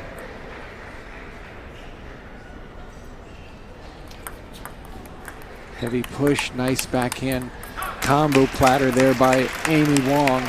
Just really set that ball up nicely. Jiaqi taking a little bit of extra time, realizing she's going to have to move her feet. She's not going to be able to stand toe-to-toe with Amy on those strong counterattacks. And again, got the backhand out to the forehand, Corey. Just normally we kind of joke and say when you can chicken wing somebody, that's a good thing, but against Amy Wang, she's just taking it all over the place. Jiaqi's staying a lot wider now, getting out of the middle. At the club sometimes with Amy, we joke the reason her hands are so good is because her feet are so lazy. But it's kind of true. Making up for the her lack hands of are mobility. so good. She can really change the spin all the time because her footwork is so slow. Her hands are so good, though. Well, that's a nice push there. Very heavy loop. Wow, what a shot by Jiaqi there, Sean. Wow, that was impressive. She just picked that up right off the back corner of the table. And that allows her to take this 5-4. So far, this game, Sean, both players playing at a really high level. This is the best game so far, this match. A lot fewer mistakes and a lot more winners. That's a heavy push. There's the second one. Oh wow, my gosh. What a shot. Jiaqi took the opening, dealt with the counterattack, and then just smashed that. Great play right off the bounce by the ICC player.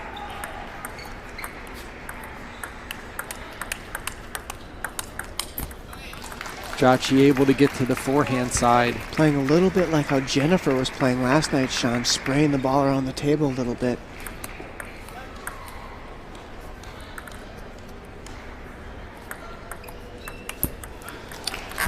And these are the points you just can't afford. Yep. These points just magnify once you're in the 7th game. And now Jiaqi with a huge lead, just really opening things up here in game 7. And I don't know what Jiaqi was going to do on that one. Reloop her backhand off of a very strong and deep opening. I don't think she could necessarily block that for a winner, but relooping it, I doubt it. And twice getting caught on a backhand. She better be careful. She's Liang Wei just called a timeout. She played 2 really bad points there. She was just rolling, and then she all of a sudden. It's almost like for her to win, Jiaqi, for her to win, she wants to feel like she's playing good. But the better she plays, the worse off she is. She's giving that much more pace to the ball. Exactly. And it works against her twice, right? Because on one hand, it makes her play more high-quality shots, which means more errors. And in the second way, Amy's better off that stuff anyway. Right. So in neither way does it make a whole lot of sense. But it's so hard to fight yourself because you want to make good quality shots. Yeah, giving up the attack is no easy thing.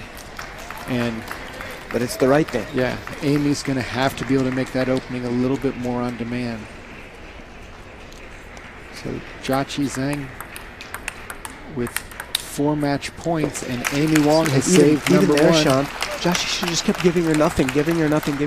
Instead, she wants to feel like she's playing good. Goes for high quality shot. Error. The counterattack becomes a lot softer when you don't give them anything to play against. What a Those point. Are just great plays by both players.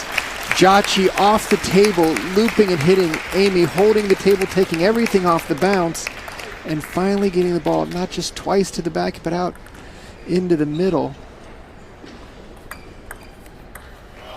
And what an unfortunate ending to a great match.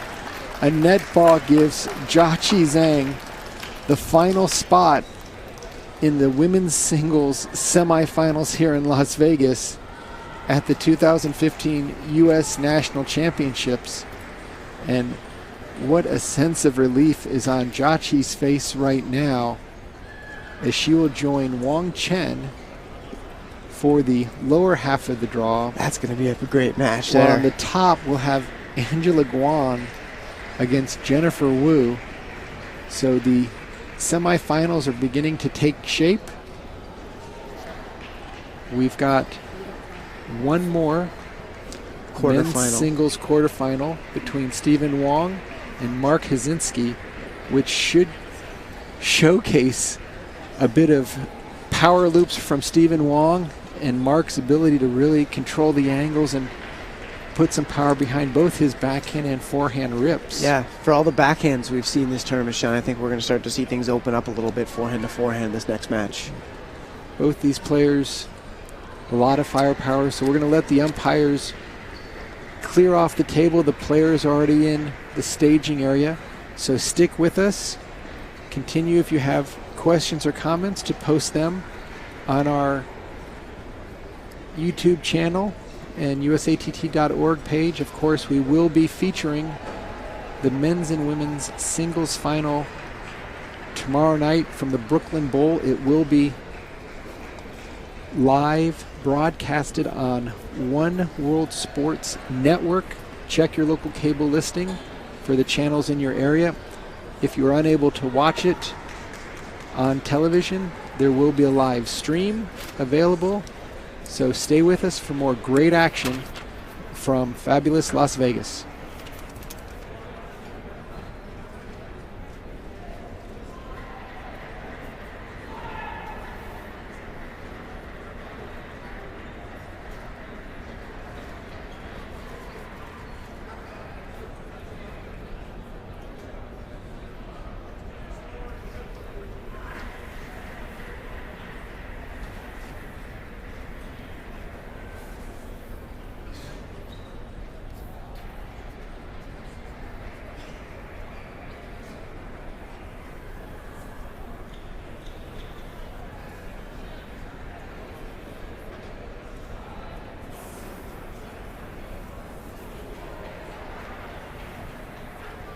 Not you. No, don't do.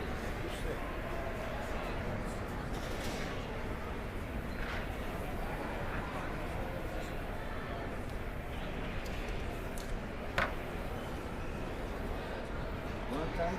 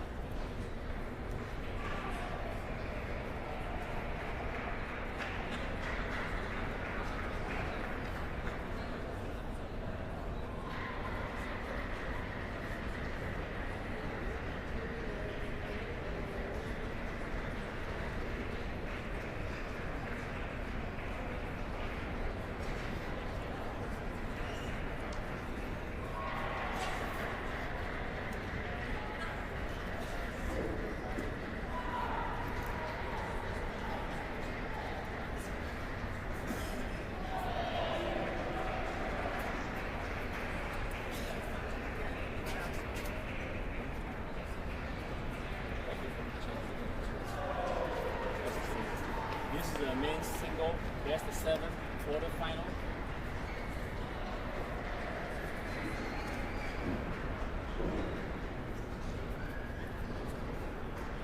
Hazinski versus Wang. Let's make some choices. I have chip here. One side is black, the other side is red. Any preferences? Red. Black be all right with you? Thank you.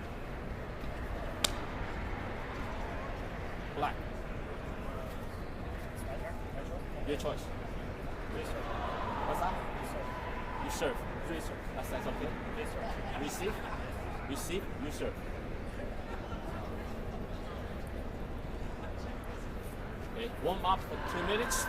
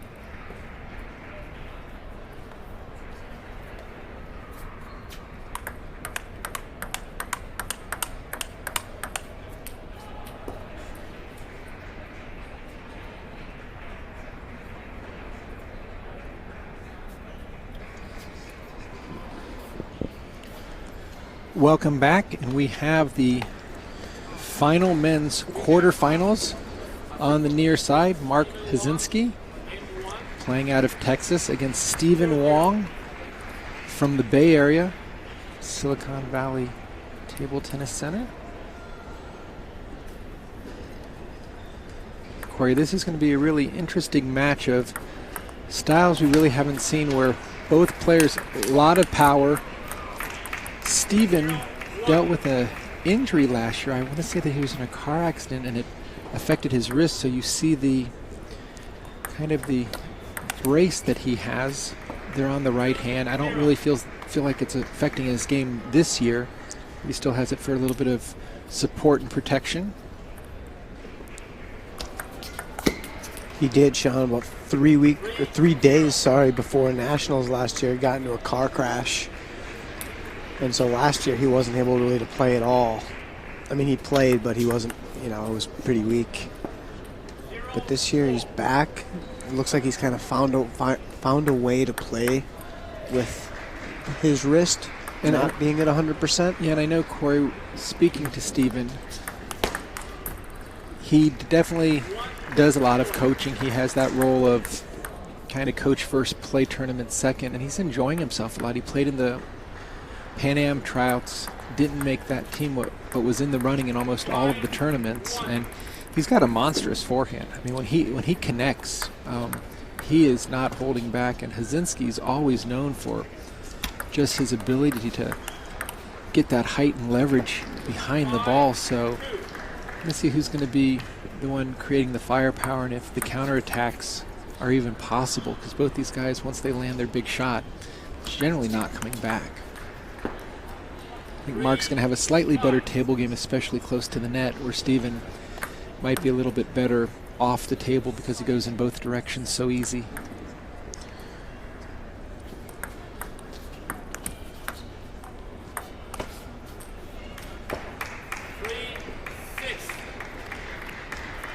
They haven't played against each other very much. I don't know if they've played each other at all. So there's going to be a little bit of a feeling out process.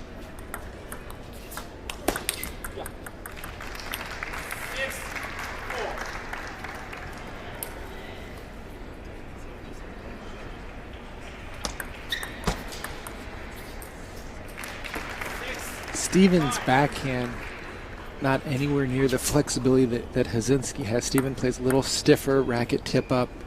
Hazinski using a lot more wrist. Of course, Stephen came out of the huge upset when Nicholas Teo beat Grant Lee, and then Stephen took advantage of that upset. Mark came through holding his seed, beating Samson Dubina, who had beaten Teddy Tran in the early rounds.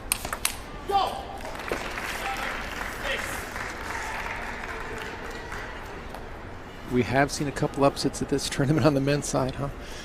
Oh my God, graveyard court right here, table one.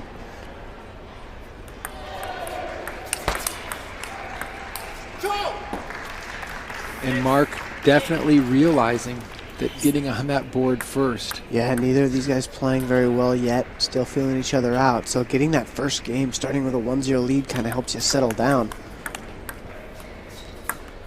And there's the power of Hazinski there. Man, Mark animated and fired up. I like it. We don't get to see Mark like this very often, Sean. Even last year, he was kind of tame. Yeah, I mean, with the win over Timothy Wang in such a close match, and then the close loss to Butler, but you can definitely see the sense of urgency and the positive nature.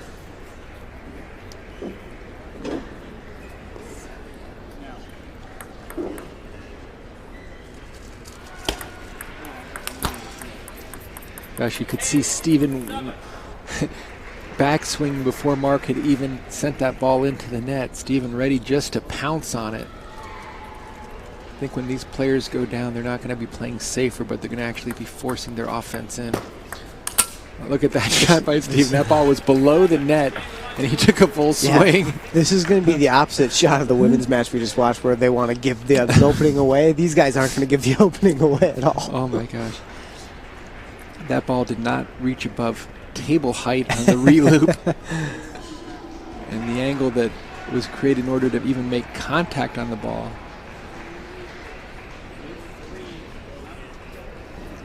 Mark standing at courtside, Steven opting for the resting of the legs, sitting down in the corner. We'll just call that one the Jimmy Butler sit down. He set He kind of brought it back. a new trend of giving yourself a chance to relax the quads and get ready. Mark Being coached by Mark. Nordby got it. The Mark's corner. And Hazinski's looking like he's a little bit more comfortable. He's not having to play anything outside his comfort zone, with a nice step around on that one forehand, as well as controlling the over the table balls. Steven's coach, I'm not sure of the guy's name. Good player, he's a lefty. I think they coach together at the Silicon Valley Table Tennis Club there in the Bay Area. But I think they're more friends than it is coach player.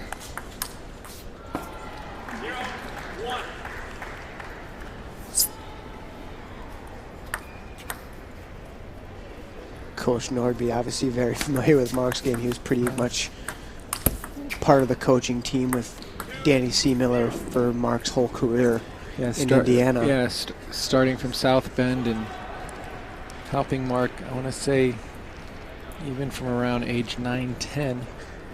Yep. I think he got there when Mark was about 11, because he was actually in Minneapolis, where I lived, before he went to South Bend. And then he went to South Bend and worked with Danny at their South Bend Table Tennis Club. They had a number of juniors, Mark being the strongest, of course. Here's the big forehand by Stephen Wang.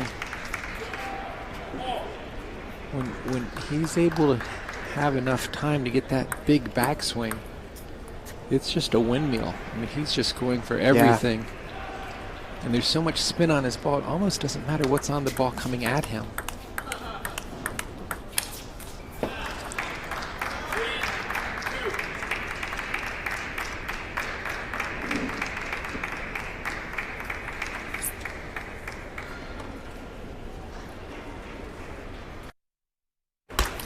Nice play by Hazinski. Wow, did he jump on that serve? That ball barely leaked out half long, and Mark took full advantage. Mark's table game is so good. He's so good with the short forehand and that half long ball. He can really get a lot of leverage, and he can make the ball rotate. Seems like he has so many options with his strong defense. Well, he does, especially on the reserve receive on the short forehand. He can take the ball to either corner, and you can't tell where he's going. He's got really good misdirection with his shoulders. Short game is really, really good. The other thing, Corey, that's always impressed me with Mark is if he has an advantage on a point, he doesn't go for the winner immediately. He'll work the point, especially off the backhand side.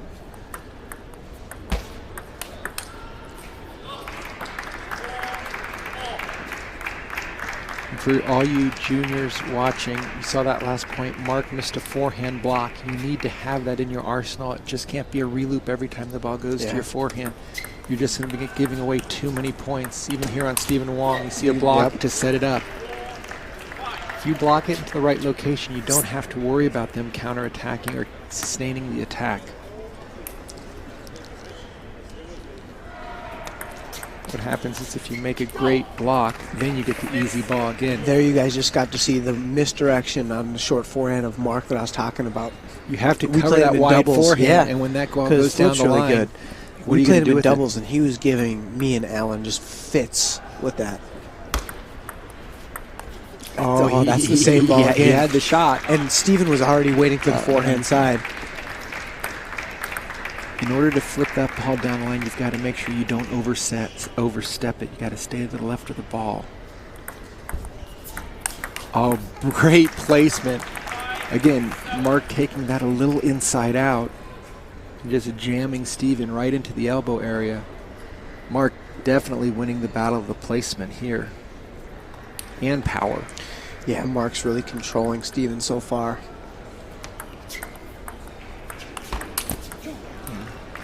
Steven just unable to It's almost like line Sean, up that ball. Steven and Mark want to do the same thing, but Mark's better at it. Right. So for Steven to he's- win this, he's going to have to win with his B game. Right, and Mark's able just to use that misdirection a little bit more. Even that ball, had it landed, Steven wasn't going to have a clean shot on it. It's No. going right into his elbow.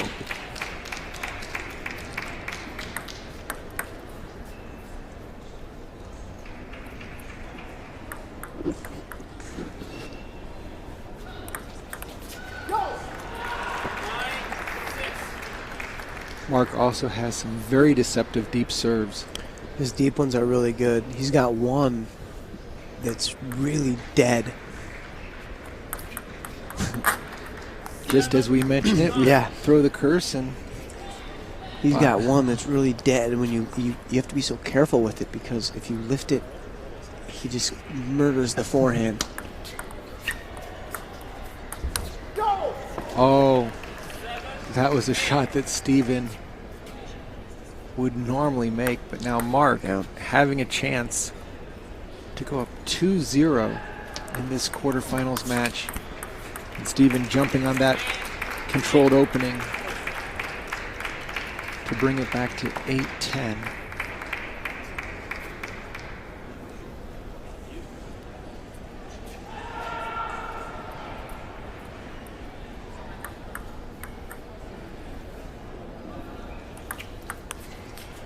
So Hazinski with a very strong 2-0 lead, creating a bit of space and breathing room here.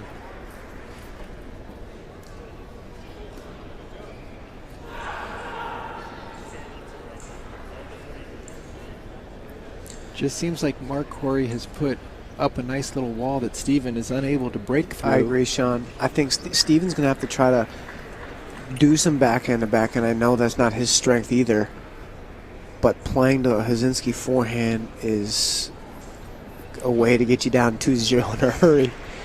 And then Mark's giving him nothing to work with, and he's trying to... Steven's not getting the first opening. That's the first problem. Right, he's trying to hit the ball out of the park, and Mark's throwing it on his inside wrist area and outside the plate. And it's just, the shots just aren't there, and Steven's still taking a big swing. Mark's just happy for a number of fouls and tips. Yeah, I've been in the same position Steven's in right now, and it feels like when Mark's kind of handling you with a short game like that, it feels like you're in a straitjacket, you know? He's really just kind of on lockdown mode. And the fact that he can do the misdirections on the short ball Yeah, with the it forehand. just ties you up in knots. You're almost better kick that ball out, get the short game out of it, and say, let's play some footwork against footwork, because that's usually Mark's Achilles, is when he has to move a great deal. But with his height, he's got the wingspan, so... And part of the reason he's so good with that fade is Coach Seamiller, of course, is a lefty, so he brings that fade with his forehand out wide. That's Danny's left hand, and they've played each other a zillion times in tournaments in the Midwest. So he had to use that shot more than that's anything just else. that's just a safe quality opening by Hazinski. Zero risk, and he can make that 10 out of 10 times.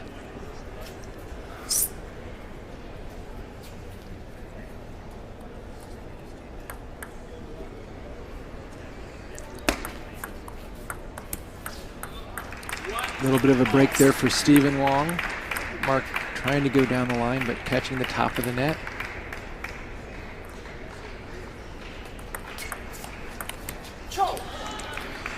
Going without the spin that time. Oh, Sarah is here. Mark's wife, Sarah Hazinski, is in the stands. I didn't see her all tournament long. Maybe she just flew in. They live together down in Plano, Texas. Mark was a former Texas Wesleyan athlete along with Sarah. Yeah, that's where they met. They actually, Sean, got married here in Vegas. Really? Yeah. Yeah, when we were talking about my wedding, he goes, just do it like Sarah and I did it. Just do it in Vegas. And I just looked at him and I said, I wish. Those table tennis weddings are always fun. Yeah. So Steven playing a little bit safer and making Mark, again, Yeah, he's force his playing him a little feet. more backhand to backhand. It's tough when you go from your A game to B game against B game. You never know what might happen, but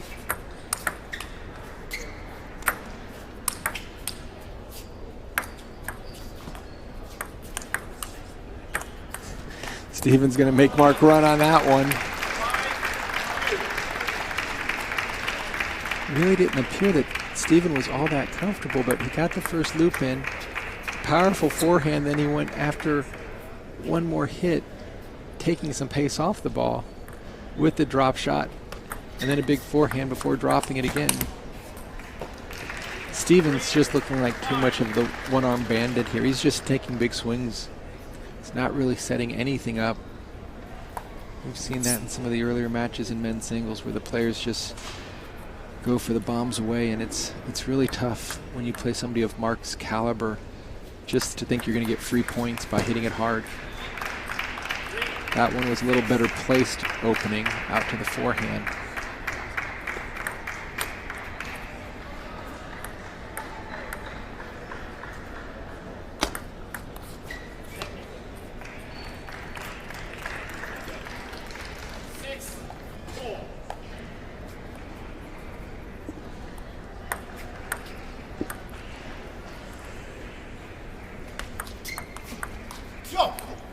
What a great flip shot right to Stephen Wang's middle.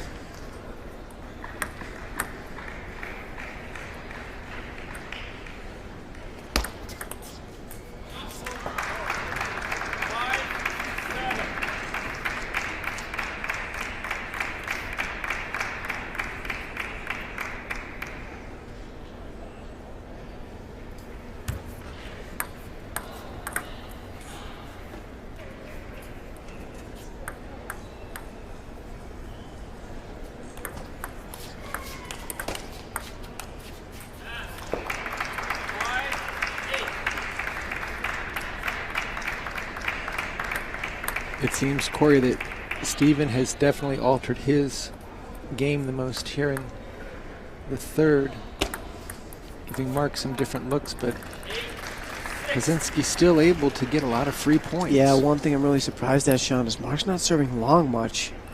That would be the perfect thing to do now, just to kind of put a little nice flip on the forehand there. He's doing great on the receive, but on the serve, I think I would probably start serving long a little bit more to the backhand, because Stephen Wang it's not a huge threat of his backhand opening.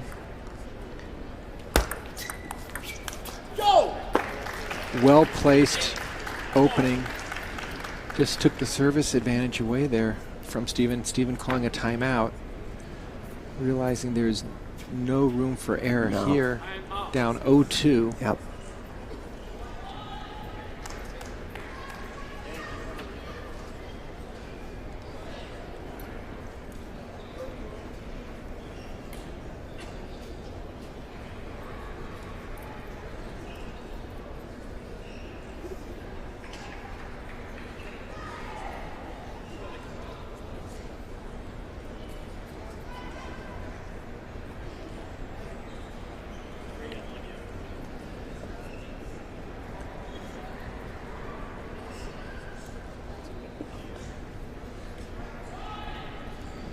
One interesting tidbit, Sean, since we have a timeout, is Mark's wife, Sarah, was actually Ariel Shing's first coach. I think I remember that when she first came over. And even now, Mark and Sarah, they just bought a house together in Plano, and they're both coaches. So they get to give back, and I got to play against one of Mark's students in Philadelphia, and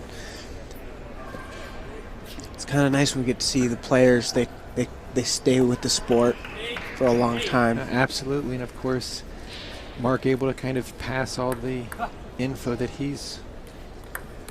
Oh, what a timeout, right? Call a timeout, ice the player, and then they miss their serve right I would out have told Steven the same thing. So huge, huge break there for Stephen Wang. Boy, Mark really patient with those four. Oh, and he hits it off the edge of his paddle after completely setting it up. So 8-all, missed the serve, have the easiest ball to finish, and then loop it off. I mean, that's missing an uncontested layup.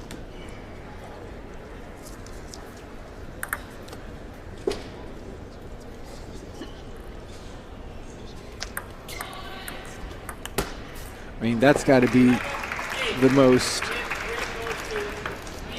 pivotal timeout we've seen this whole tournament, where you just stop the opponent in their tracks. Yeah. I think Coach Norby's going to have to at least alert Mark that Steven's game plan is going to be to try to play backhand to backhand. When you say set the ball up and then put it away, and you get the setup, and then it He just put it away all right. off the end of the table. So got to be patient, stay with what's doing what works, but you've got to keep the focus. You cannot. He just got to make that ball count. I mean, he didn't overplay the ball or make a bad swing. He just missed it. But those are the crucial ones. I mean, those are the ones you have to make. Almost like you got to take a slightly smaller swing and just add a little bit more spin and security to the ball. Yeah, out of the timeout, Sean, he comes out and he goes missed serve and then missed high ball. That's not good. And Steven's got to feel so good. He called. Yeah, he really did nothing. No, nothing. He just his 3 points were missed serve, Mark missed his own serve, missed the high ball, and then he missed the backhand opening. Right. So, but Steven also put a lot of balls on the table to make him miss those balls. You know, sometimes we see a lot of time with the juniors, they get in trouble, they freak out, and they just go for a huge shot. Steven's kind of staying with the point. If you stay with the point, you're going to get some of those mistakes. Especially when the person feels like should have won the point 3 shots earlier, more likely to overhit. Now that was a very poor block on that last ball by Mark, just unable to even catch up to the tempo.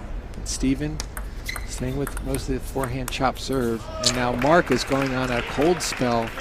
He's played now 5 balls without any type of rhythm. I don't know why Mark's going up there to play that with the backhand. His short forehand is so good.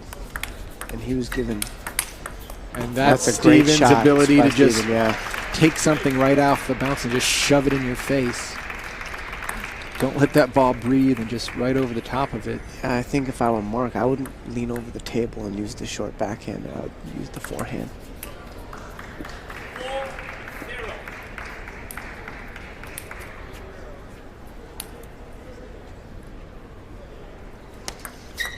And Corey, in these nice backhand rip there.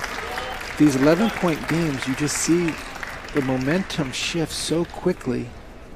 Both players have the ability to do so much once they get going to stop their flow. And here's Steven's big forehand. Steven had some little bit of a footing issue there as he looped and overstepped it. Here's the forehand. There's another one. And as he moved over, just slid on that final one, unable to keep the forehand going. So Hazinski getting back on the board after an extremely slow start while leading 2-1 here in games. See, that's sometimes the difference of before when he drew an error from Mark, he put the ball back on and drew an error. And sometimes in Vegas, things are a little tricky with the altitude and whatnot. Sometimes going up to play a shot that's that high risk maybe isn't the best decision.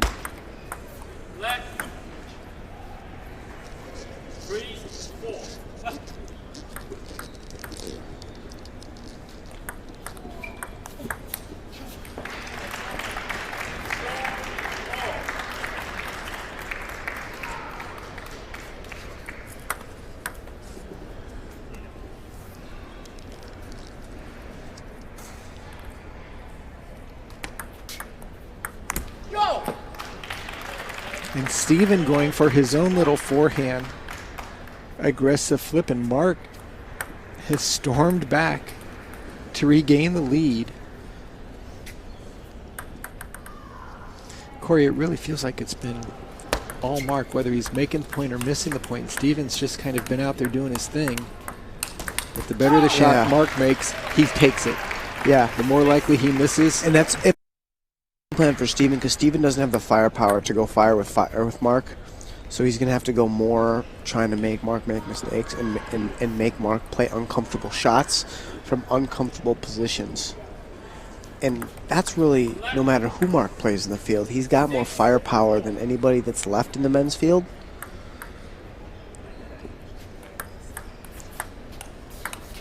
That's Oh, a nice beautiful. place. Block out to the forehand. Hazinski had already started his turn on the backhand. Steven at the last second just nudged it out to the forehand side. Nobody at home. And now Mark with a 1-point lead. And there's that really high quality, almost Crystal Wong-ish backhand flip over the table.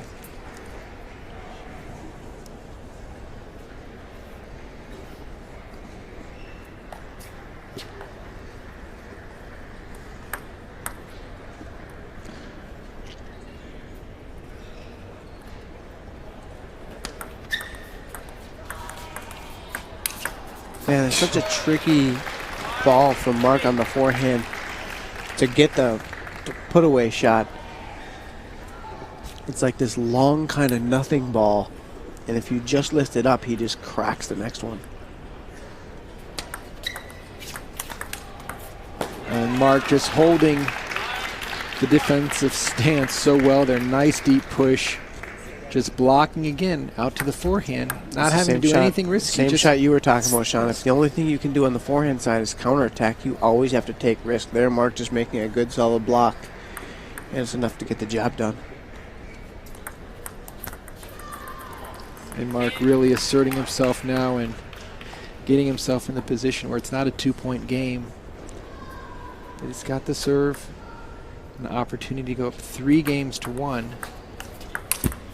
And he's done it with that last mistake by Stephen Wang. So Hazinski 1 game away from returning to the Final Four here in men's singles.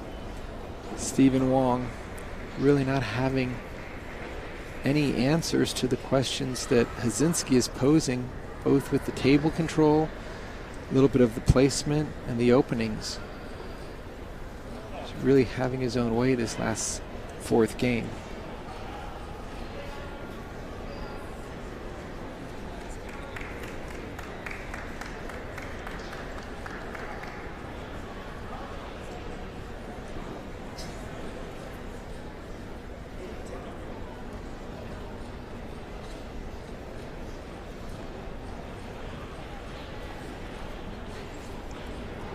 Just a reminder, for those of you with One World Sport cable channel, we will be broadcasting on television live Saturday night from the Brooklyn Bowl, both the men's and women's singles.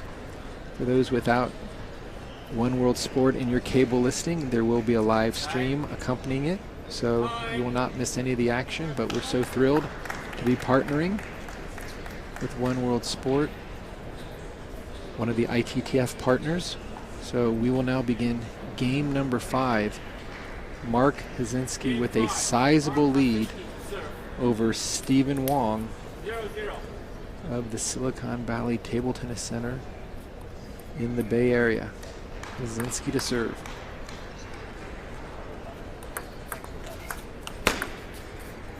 Once again, just a nice controlled opening. A great location though, Sean. It wasn't the speed of the ball or the spin of the ball.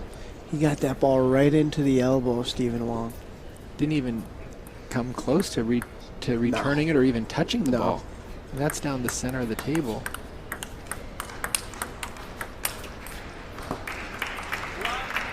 Again, both these players really aware of not playing it to the wide angles or the wings, making the opponent have to move their feet for every forehand counterattack to the middle.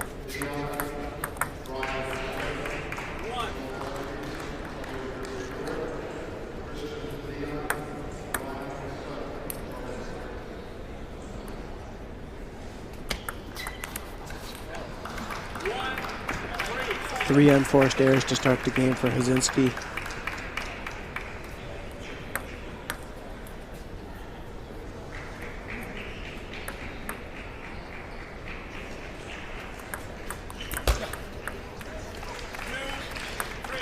But Corey, we have seen Mark a lot more animated and a greater sense of urgency. Yeah, I kind of like it, Sean.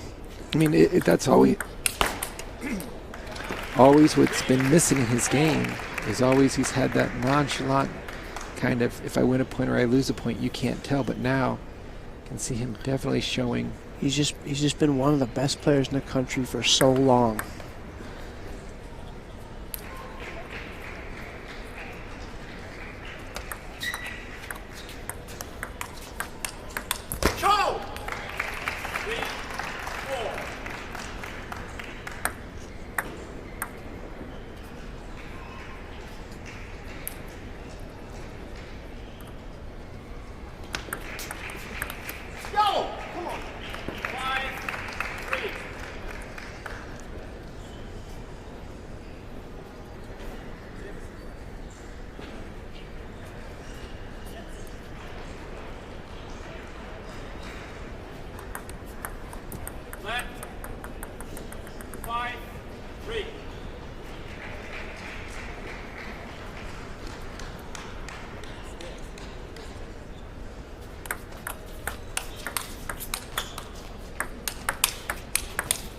Oh, great combination there by Hazinski. It's so nice to see after he makes a really big forehand just to be ready for the possible return. A nice backhand attack, and here comes the second forehand. Again, causing Steven to try to play that strong backhand block from the forehand side. Now Hazinski beginning to see the light at the end of the tunnel here.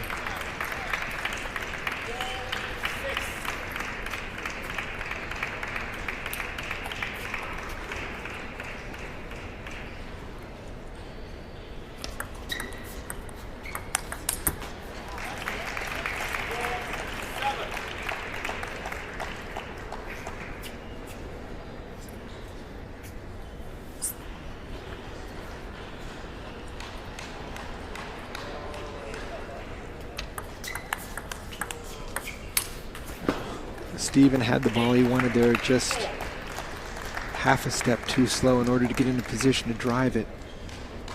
Went through the ball, but still needed some more space. He caught that one a little bit late. Yeah. By the time he got there, it was below the hitting zone, and at that point, you've already pulled the trigger. You've got to just go for the shot now. Mark 8-4 with the 3-1 lead. Oh, and Steven able to. Oh gosh. Not sure how you practice this shot. Fish it up and then just backhand, bang it off the bounce out to the forehand side. Must have been watching a little bit of Amy's last match. And Mark again just had a bad toss on that one. That ball, as it left his hand, it went in about 2 inches. Tried to get around it, and Steven given a little bit of reprieve here. Coach Nordby calling a timeout for Hazinski. Needs to just shake that one off, settle him down a little bit, play 1 point at a time. And Corey, I really like it when the coach is using a timeout and the player's leading versus trailing 3 or 4 points. At that point, they can That's really, ideal. You don't always have that option, though. Right. I mean, you've got to make sure that when you have that lead that you keep the lead. And if you start seeing things going south, realize if it's something tactical that needs to be shifted or changed. Sometimes it's tactical. In this case, it's not. In this case, it's just settle down for a second, stop the bleeding. Right. He doesn't get back to work. Doesn't need to force anything. He's got the lead. If anything, he should and be the able match is going exactly how he wants it to go. He could slow down for Steven. Although Steven's firepower, if you just let him go unchecked. Great block. Took the deep serve right into the body of Steven Wang. Steven, probably not the smartest play out of a timeout. Yeah, going for a quick point. Generally, that's a sign that you have not that much confidence in earning or working for the point when you serve that ball deep. Now the short serve doesn't have anywhere near the pressure. It just got neutralized so quickly. So if we compare the 2 timeouts, I would say almost equal of value, where Steven took 3 points in the game. Mark took 2 points off of Steven, and now at match point, And that's just too strong. Mark Hazinski in a very convincing 3-1 victory over Stephen Wang. So Mark Hazinski joins our other 3 semifinalists, and Mark will now be facing against Alan Wang in the top semifinal, and on the bottom it'll be Zaman Mola against the winner. I'm sorry, we still have another quarterfinal. another When you said quarterfinal. that originally, I thought you were wrong, but I wasn't for sure. Yeah, so- we have another match coming up so here at 12:30. Victor Liu is coming out of the Jimmy Butler quarter seed, and he's going to be playing against another player who upset the 2nd seed, Feng Yijun. Yeah, although that wasn't much of an upset, Feng Yijun is as good or better than everybody in the draw. I think what happened, Corey, was a number of the players had fairly good tournaments right before the rating cutoff. So here we see Hazinski again, just really showing some strong play. Stephen Wang, I'm sure will be refocused for the World Team Tryout that will be taking place on Sunday and Monday here from Las Vegas, which we'll be doing some streaming action from. So one more quarterfinal, and again, an up-and-coming junior player with Victor Liu. This is going to be a fun match. This is not going to be short. This is going to be back up and blast off both sides for both these guys. Victor Liu's got really strong loops off forehand and backhand. Feng Yijun, the reverse penhold backhand. It's really a good one too. If you're curious out there how to know how to hit a reverse penhold backhand, stay tuned, because Feng Yijun is the best reverse penhold backhand in the country. So we're going to take a short break in order to give the umpires and the players a chance to get ready for this final quarterfinals on the men's side. And we'll continue to join you for more live action from the Las Vegas Convention Center.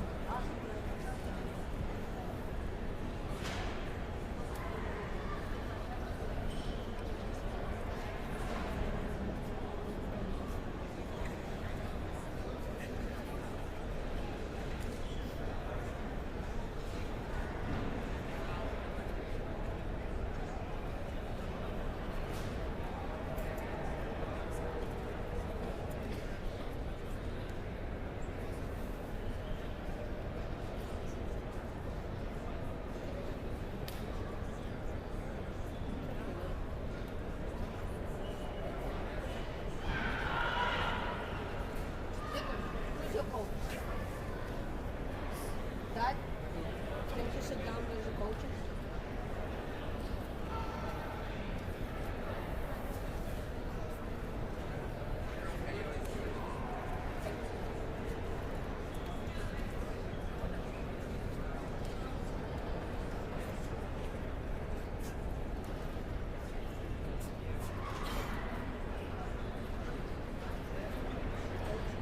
Coach? Blue or red? Blue or red?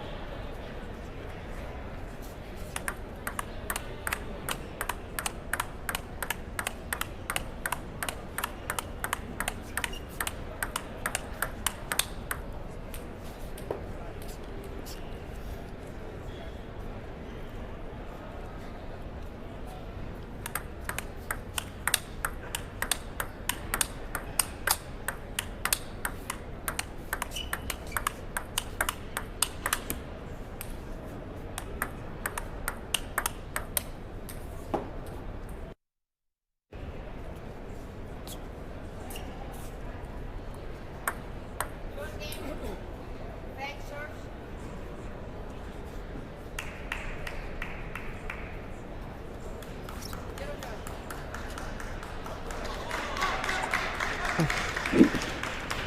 All right, welcome back to the final men's singles quarterfinal. Far side, Victor Liu is playing against Feng Yijun. On the near side, playing out of the International Table Tennis Academy. Victor Liu playing from Silicon Valley. Table tennis. Corey, what are your thoughts going into this match? You've seen both these players play in the competition so far. Yeah, they're both strong players. You're going to see a feeling out process again like we did with the last match. They haven't played each other very much. They live on opposite coasts. Feng Yijun out of Atlanta, Victor out of California. Victor's forehand probably stronger than Feng Yijun's forehand. Feng Yijun's backhand's quite a bit stronger than Victor's backhand.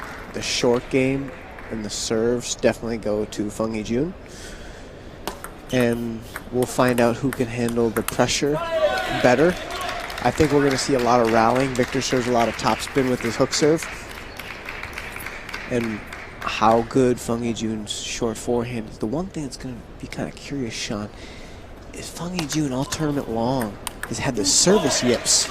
He really has. It's been incredible. You know, you mentioned you played him in doubles. I played him in doubles, and he literally couldn't make his own serve. In his first double serve, playing with Jack Wang, and my partner was Tal Leibovitz, he served over the net.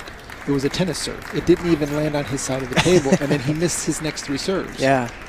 And it was almost like the inside-out serve that he's doing on the penholder side, where he's basically doing a traditional backhand shake hands, but he's doing it from the forehand side. Yeah. You'll see it right here. In doubles, it just seemed he didn't know where to place that ball. I mean, he's got a really nice backhand opening with the reverse penholder. He can really take it to multiple locations, but in doubles, we made sure he got as many serves as possible. We served right to him instantly. Yeah. Victor's kind of just a plethora of errors this game. He's just trying to Feng Yijun's just serving topspin. Victor's pushing it, looping it off the table. Lifting it from below the table. Yeah. But that's what I was saying with the feeling out process. But when you do the feeling out process, the thing you have to be kind of careful of, you don't want to miss a bunch of balls early because the other guy's just as nervous as you are, and you got to make him play some shots. And Victor hasn't done a good job of that so far. But you can see the short game of Feng Yijun. Yeah. Very, very strong. Right, so strong. He's And not it, letting and it Victor seems that do what he wants. his first loop when he's in position gets even bigger spin.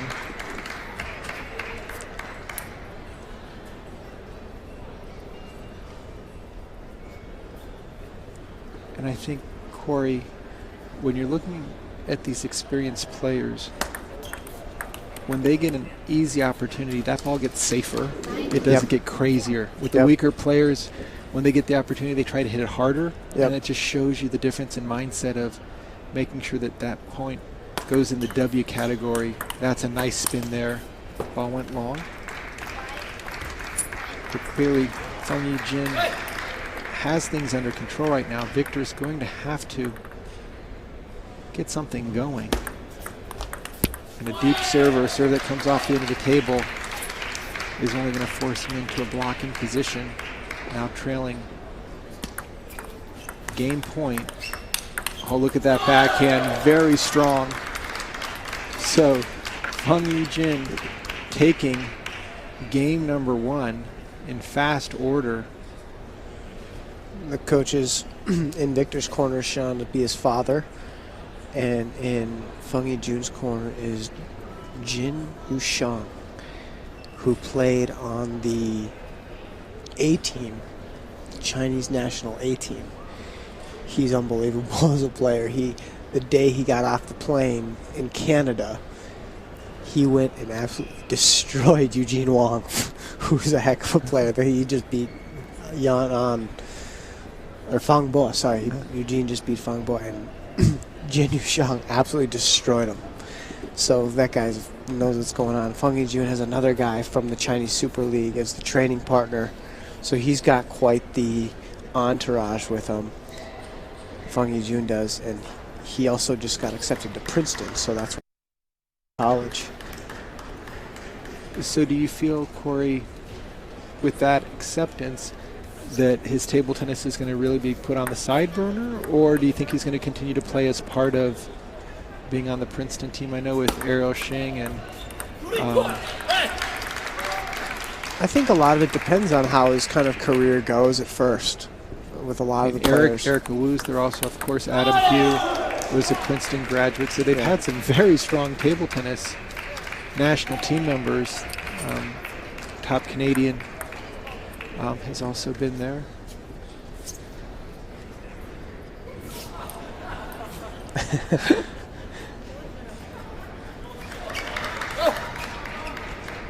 The ball transfer from umpire to player got a little confusing. It was kind of funny. So that's that heavy spin off the table.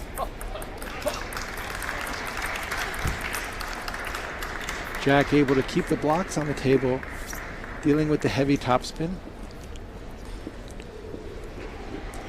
Victor made some good blocks there.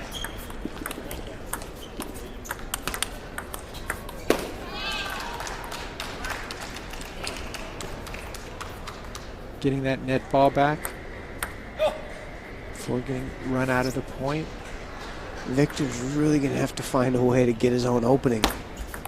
Yeah, and that's probably what he's going to have to do. He's going to have to serve out a little bit longer. Because when he's been serving the short stuff, Feng Yijun is just dropping that thing one inch over the net. It's so low and tight. Feng Yijun really has a nice drop shot, and it's really heavy. Really heavy. I just played him in doubles and did him with that drop shot. It's so short. He uses the hurricane on the forehand side. I know we have some equipment people who like to watch, and I can assure you it's the best hurricane. It's not the provincial junk that a lot of the guys have to use. It's the commercial. No, it's the good stuff. And it's juiced up with the good stuff as well.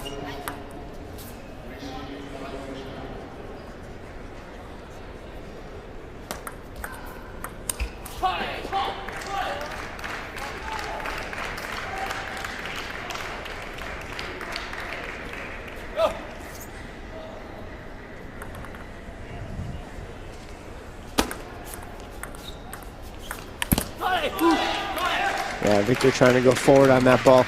But Feng Yijun gets so much spin on that drop shot. Keeps it so low as Yeah. well.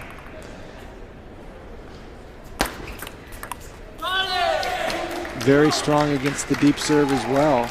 Yeah, Victor needs to turn on that ball. Victor's not so good. His backhand's good a little bit off the table, but the quick stuff at the table is not all that strong. Not inconsistent, but it's not all that strong. That stuff is not his forte right there.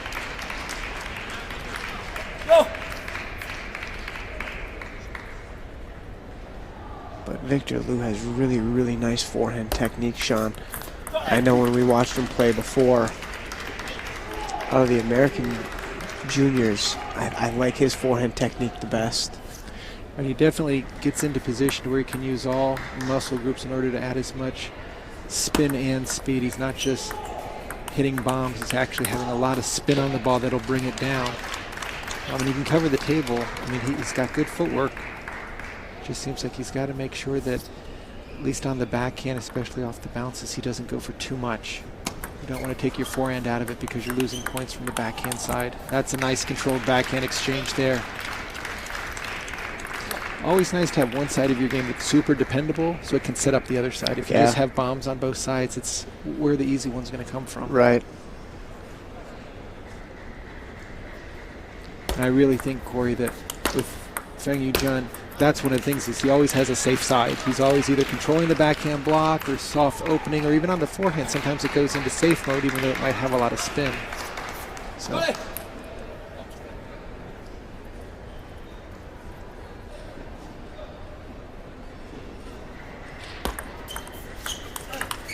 Just a really nice quality forehand. Not just an opening, but a penetrating shot. And now Victor down 7-9 and trailing 1-0 here in the quarterfinals.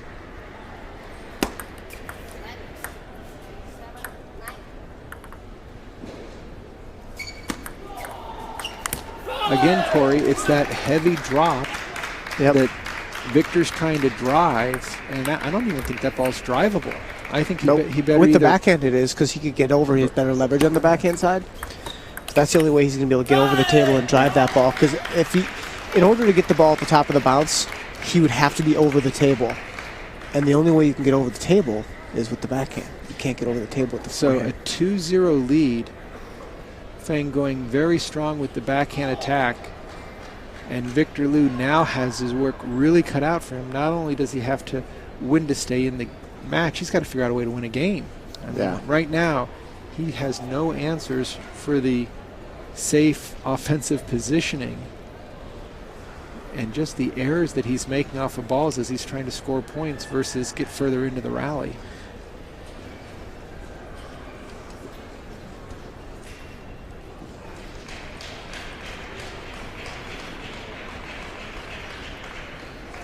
I mean, here's some hustle. Nice backhand loop. And the combination forehand out to the forehand.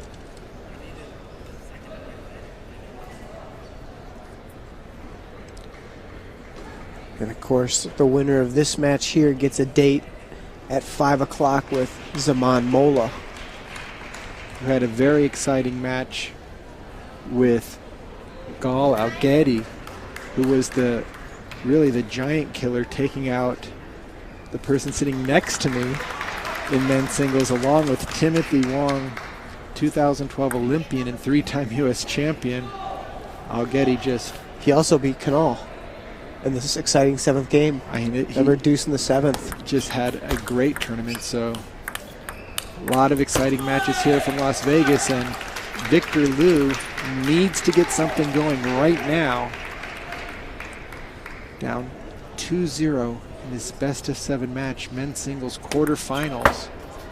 And now he's being relegated to chopping short topspin serves and popping those off the end. I don't know how many times he's going to pop up the topspin serve before he realizes it's topspin. Looks like there's going to be a timeout called right after the service fault. So this match we're going with no warning, straight to the fault. And Victor, he didn't flinch. He just like, No, he's just used to it, I think. yeah, especially if your serve's been called a couple times. Yeah, he's been called all week, I think. It's because he's and it's such a small margin with throwing the ball back. And how much is each umpire going to allow you to get away with? And so some umpires more lenient and some umpires less lenient. So I know, Corey, as the ITTF continues to do a lot of changes, we know the coaching rule is going to change in next summer, where you can literally coach at any time. One change I would like to see them consider is taking the umpires or maybe the assistant and having them sit behind the court to be able to call the service ball, because that would make it so easy. Yeah, almost like how when they have the 4 scorekeepers in each corner so that everybody in the stands can see the score. And they could all just have a handheld button. If you can't see the ball at all times, you just push it and boom. Players would adopt so quickly to that, but right now players are straddling that line as fast as they can. They need something that's definite. This wishy-washy stuff, and the thing that stinks for the umpires and it stinks for the players, because the umpires are saying, well, I thought it was illegal, and the players are like, I've been serving that thing all week and nobody's called it. Yeah, so give me a chance to make it right. Like, I want to make it legal, but you're calling my serve illegal and the person before you wasn't. So I think a rule change would help the umpires. Oh, look at that forehand. Holy cow. He just, look at jumping out on this ball. Just got it right through the defense. So far, this is pretty uncompetitive. Victor's getting a lesson. Yeah. And that's, I was just thinking the same thing. You better get that ball out into the point versus just playing it short and letting that drop shot just kill you. There's the drop there. And Victor able to take that one home. At some point, you have to just get away from the short stuff. So you almost have to just serve out. I mean, he's gotten just destroyed on the short game so far. And Victor doesn't have a great short game, and Feng Yijun does have a great short game, so that's just a complete mismatch. There's just, across the board, when Feng is playing, he's got such a solid forehand loop. He doesn't have to do anything crazy. No, especially because Victor hasn't proved he can block it 3-4 times in a row. Good footwork by Feng, able to loop that first ball both with spin and with speed. And the backhand off the bounce. We saw him in his earlier match with Michael Anders just dominate in the backhand-to-backhand exchanges. Yeah, really locked Michael up. Nice play by Victor to begin to claw his way back into game 3, now only trailing 7-4.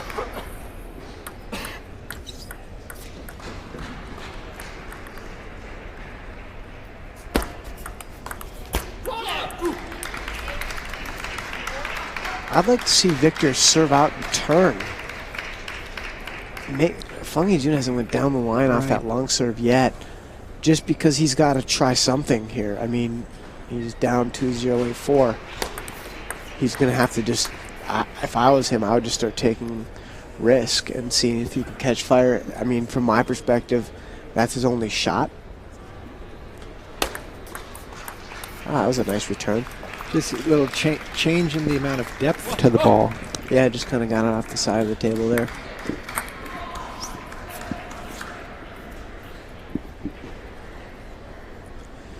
Feng might serve long. Maybe change the location a little bit.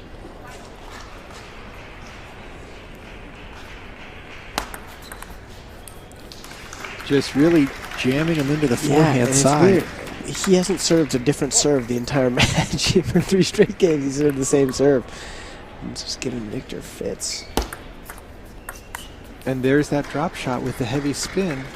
And Victor's got to let that ball come up a little bit more if he wants to force an offensive shot, now trailing 5-10. Feng is just having no difficulties setting the table with anything. First with the drop shot, then with the opening. Victor unable to cover the entire court. Now we have the ingredients for a potentially fourth game blowout. One thing we can mention too, you can see how dominating Feng Yijun has been, and it's no slight on Victor Liu. Victor Liu is a heck of a player. Feng Yijun just beat world top 50 player Quadriaruna at the DC tournament. So yeah, the Yola North American Championships, I think that raised a few eyebrows with him. Yeah, no doubt. First time in the U.S. Championships, coming in with a world-class victory.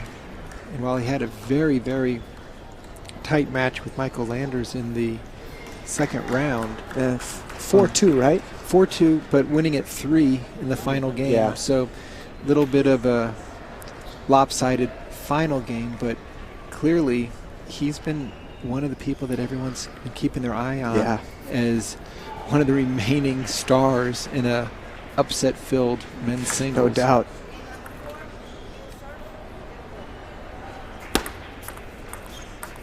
Again, 2 drop shots and a quality block off of Victor Liu's opening. Just Victor getting close into the net on those 2 balls, coming in with a big forehand.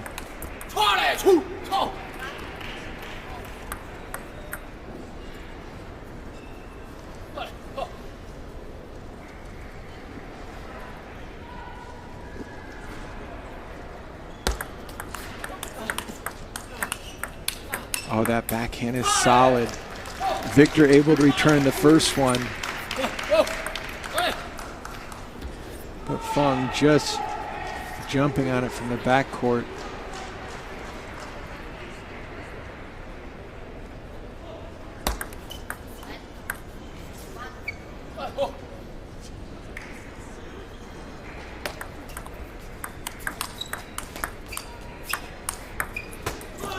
That ball just has so much topspin on it. I don't see how Victor is going to be able to cover that as he backs up off the table as it's diving downward.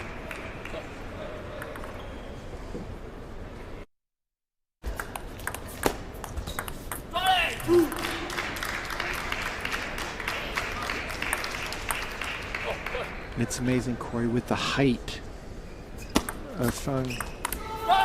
When he gets his whole body and legs underneath the ball, there's so much spin on it.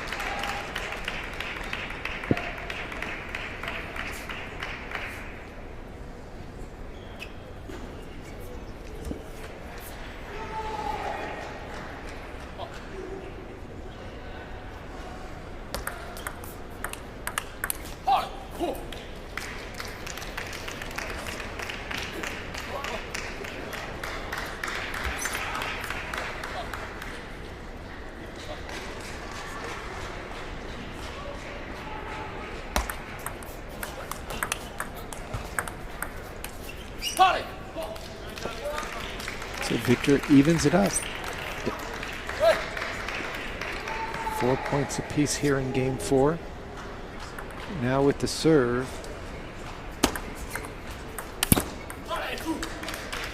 Even though that's a high ball to the backhand, Victor's really not in position to rip that ball. No, and that's not Victor's game. I'm surprised he didn't start. He's not taking more risk with his forehand. His forehand's really good. Look at that. Yeah, that ball never even left the net. It's so heavy. He's making contact so close off the bounce. There's almost no forward momentum left on the ball.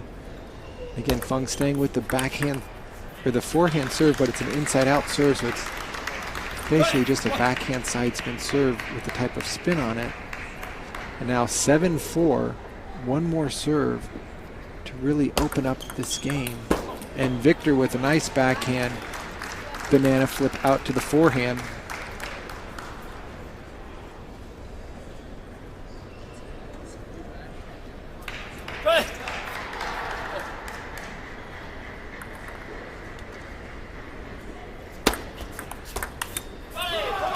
That's what I'd like to see a little bit more of, Sean. Victor didn't move far enough, but He's got I'd like to see him opening. Yeah, I'd like to just see him take some risk with the forehand. You know what? There's something to be said for, like, you know what? If I'm going to go down, I'm going to go down with what I'm best at, and Victor's best shot is his forehand. So Yeah, we've seen maybe 3 the whole match. yeah, Where on the other side, Feng has been able to pretty much.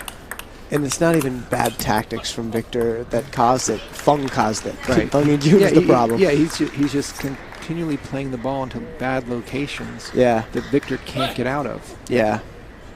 And I think it was really set up mostly by the nice short drop shot off the serve and serve return.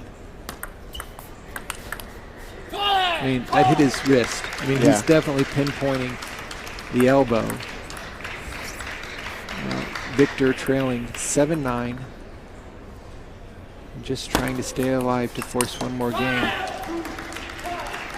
That's probably the 5th forehand loop he's done Yeah.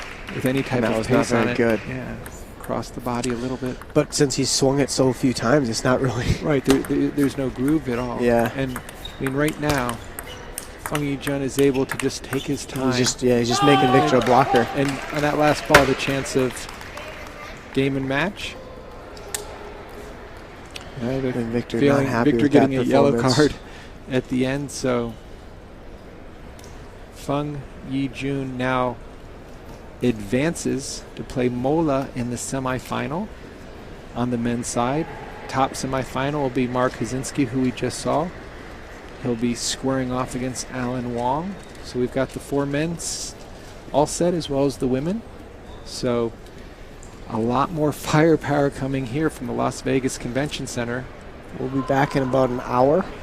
for a couple more matches.